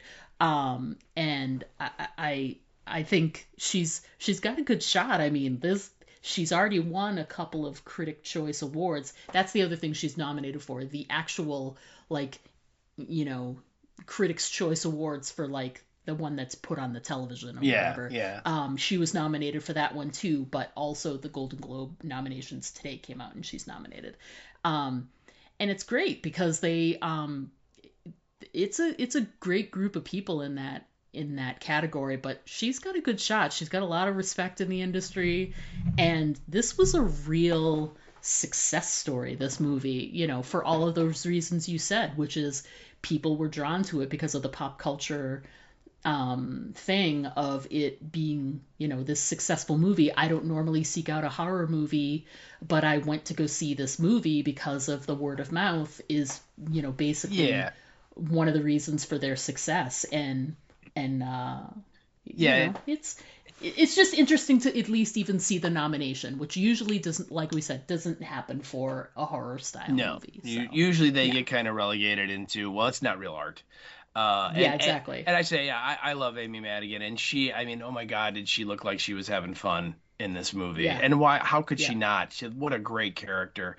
Oh Um, God, yeah. and yeah, I've always liked her going way back to the '80s when she first appeared. She's been in some really fun movies. There's a great movie that I don't know. I think I don't think you went with us, but it was called Streets of Fire from Hmm. 1984, and she plays the sidekick to Michael Pare, who's the hero, and she's great. She's super funny and tough as nails, and yeah, it's a great performance by her. So I've always Yeah. liked her, and yeah, I think this movie with Josh Brolin and a lot of like Hmm. mainstream moviegoers Yeah. that don't, like we said, don't normally see horror movies, and then they started talking about how crazy this movie is and they'd never seen anything like it, where the hardcore horror people like myself were kind of scoffing at that, like, really? I mean, go watch any any horror movie from the last 40 years, you'll see a lot of this stuff. It's not new, but Right. to most people it was, and then the word of mouth started generating buzz and buzz and buzz, and I don't think the final numbers are in yet, but the movie they had a budget of like 37 or 39 million dollars, and I think the worldwide gross is going to be over 200 million. So it made a ton of money, and I believe they've already greenlit. It's not going to be a sequel, but it's going to be a prequel that looks at Gladys when she was younger and how she kind of got to be how she Yes. was.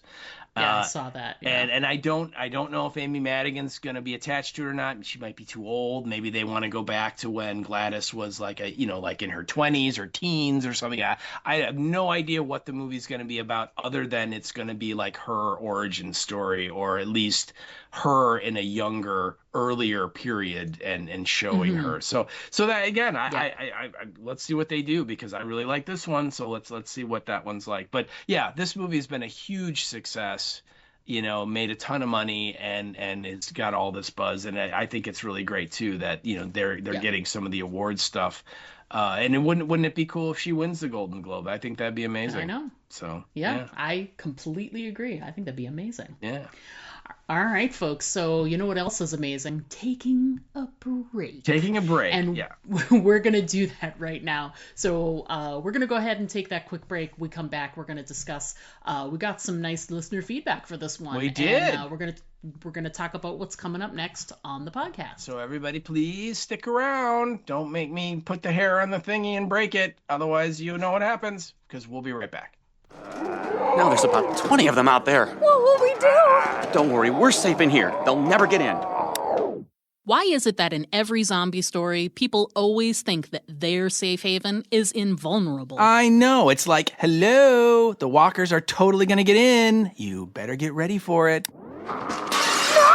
Diane, get behind me. No, it's not stopping. Do something, Jack! And another thing, how come nobody in a zombie story has ever seen a zombie story? Do you know how much time in human life would be saved if just one person in the group was up on the genre? What do we do? Aim for the head. What? Aim for the head. You heard them. Aim for the head! Quick, Diane, I think we should try and fix the barricades. I think we should listen to them. Now, that's the first good idea they've had all episode. I still don't think they're gonna make it. Aim for the Head, a horror apocalypse entertainment podcast. Join hosts Diana and Steve as they recap and discuss the best of horror, sci-fi, fantasy, and apocalyptic entertainment.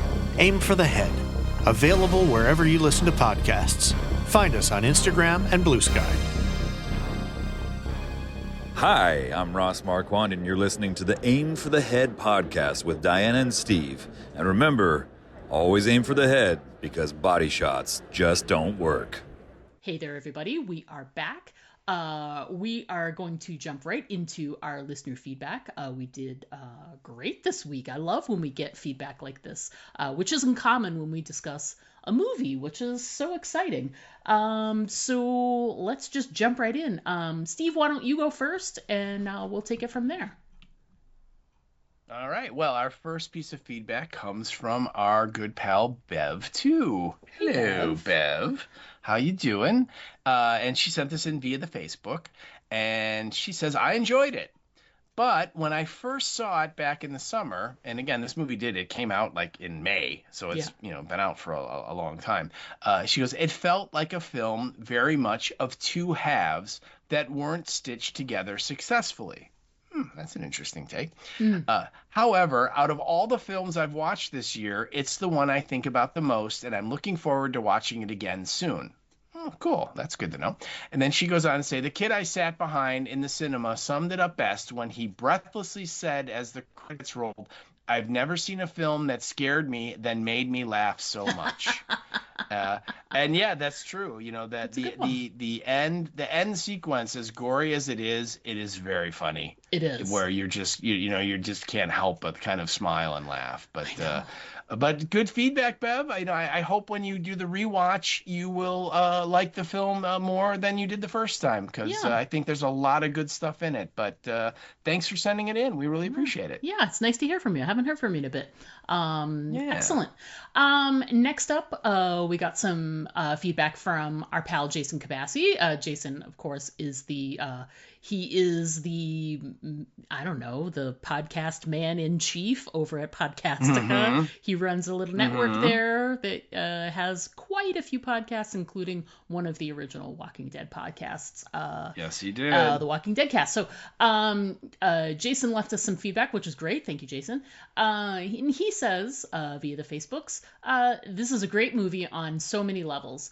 The directing is especially good. How things are framed and how one shot seamlessly bleeds into the next. Or how the same moments are presented differently depending on whose point of view they are seen from. I definitely said that. It all adds up to a movie that feels expertly crafted. I can't wait to see what Zach Kreger does with Resident Evil next year. Thank you, Jason, for writing in. And that is true that he is slated to do a Resident Evil movie sometime in the 2026s. For right now, he's attached to it. We'll see. That project has had a real interesting development life, shall we say, in terms of people who are going to be in it, going to make it, then not going to. So we'll see. But yeah, I agree with Jason that I based on what he's done so far, I think he could really do an interesting zombie movie. So that would be fun. Yeah. Excellent. Thanks again, Jason, for writing in. We appreciate it. Yeah, thanks a lot, man. Really, it's very cool. All right, so moving along, our next piece of feedback came from our good pal, Erica Price. Hey, Erica. Hello, Erica. How you doing? And this also came via the Facebook. And she goes, well, I'm afraid I think it didn't live up to the hype. I don't typically go for horror because endless gore just grosses me out, and that seems to be the direction the genre has gone since I can remember. The Walking Dead is different. The characters are compelling, which hooked me from the pilot. I love Julia Garner, Josh Brolin, and Amy Madigan, so I thought I'd join you two on this. The jump scares were indeed jumpy, but I knew Paul was going to get a needle stick after he asked about James' pocket contents more than once. I don't buy that Archer was able to easily triangulate where the kids went to when the police and tracker dogs couldn't. Paul goes AWOL and no one in the department wonders why.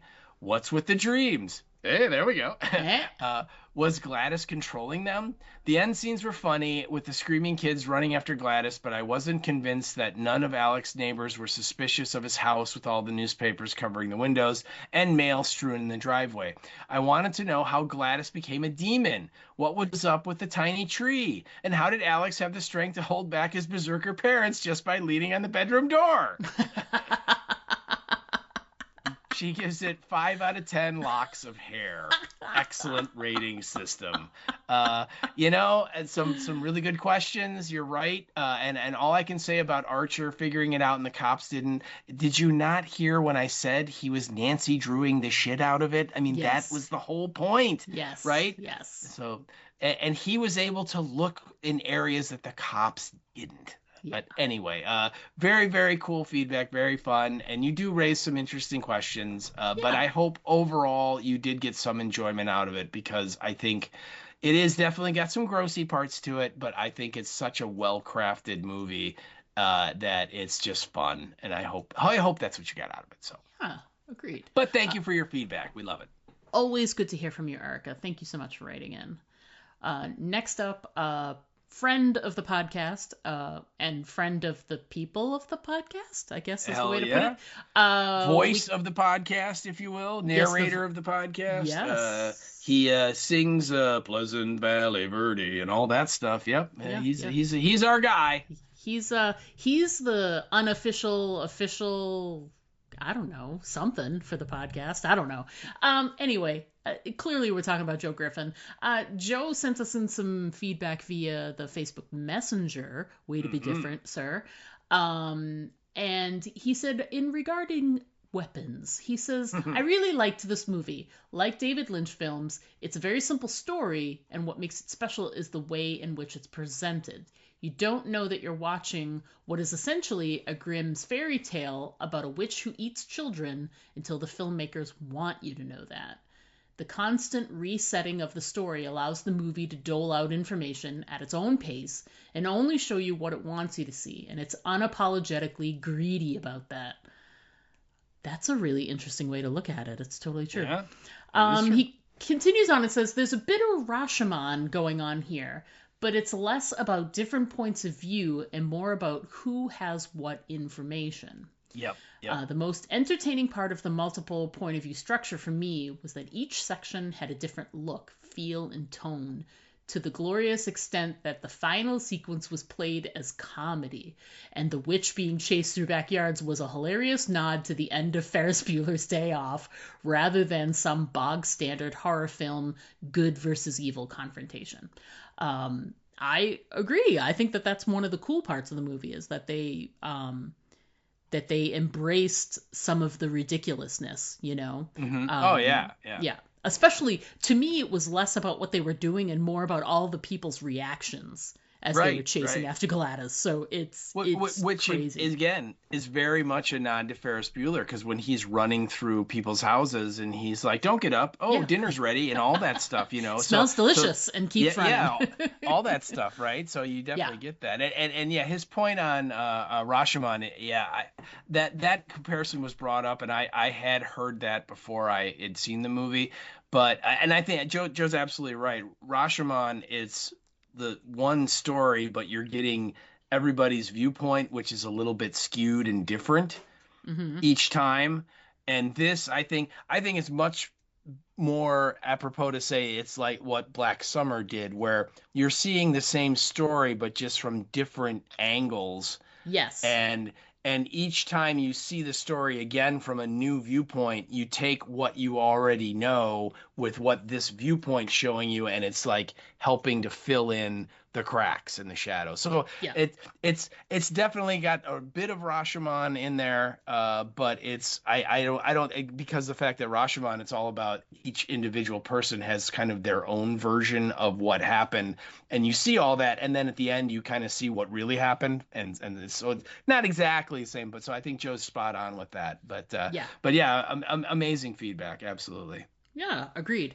And to me, I feel like the Black Summer thing was less about different stories. It was more like you were saying, the same story, but like, how would this story look from the perspective of the other side of the street? How would this same interaction look from inside a house that was on the corner or whatever? Right. And that's a different way to look at it, in terms of like, not just a different person looking at it, but from a different area, but it's all the same circumstances. So fantastic.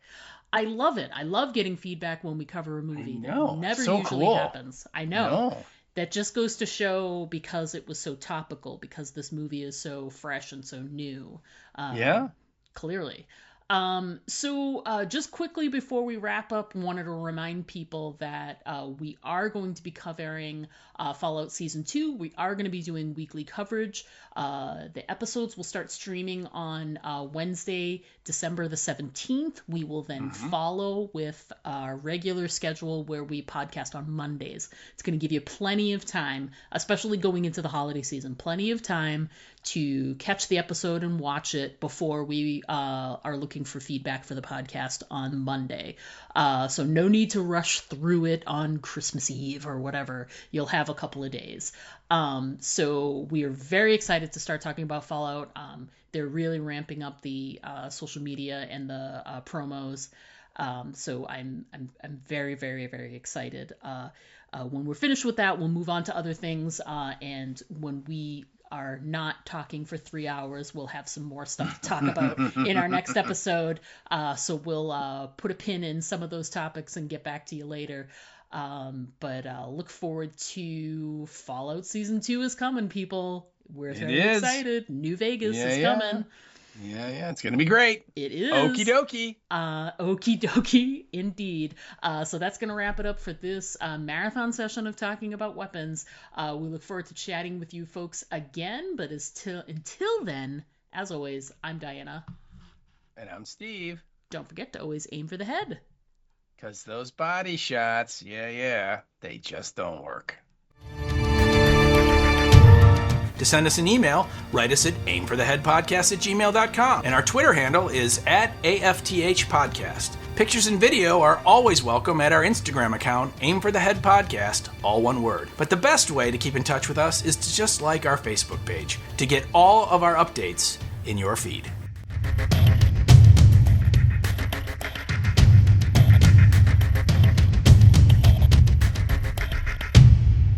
The only way I would do that is if we can talk about the episode where the guy shrinks down really small and runs inside the other guy's dick, and then he enlarges and kills him. Then that's high quality podcasting right there.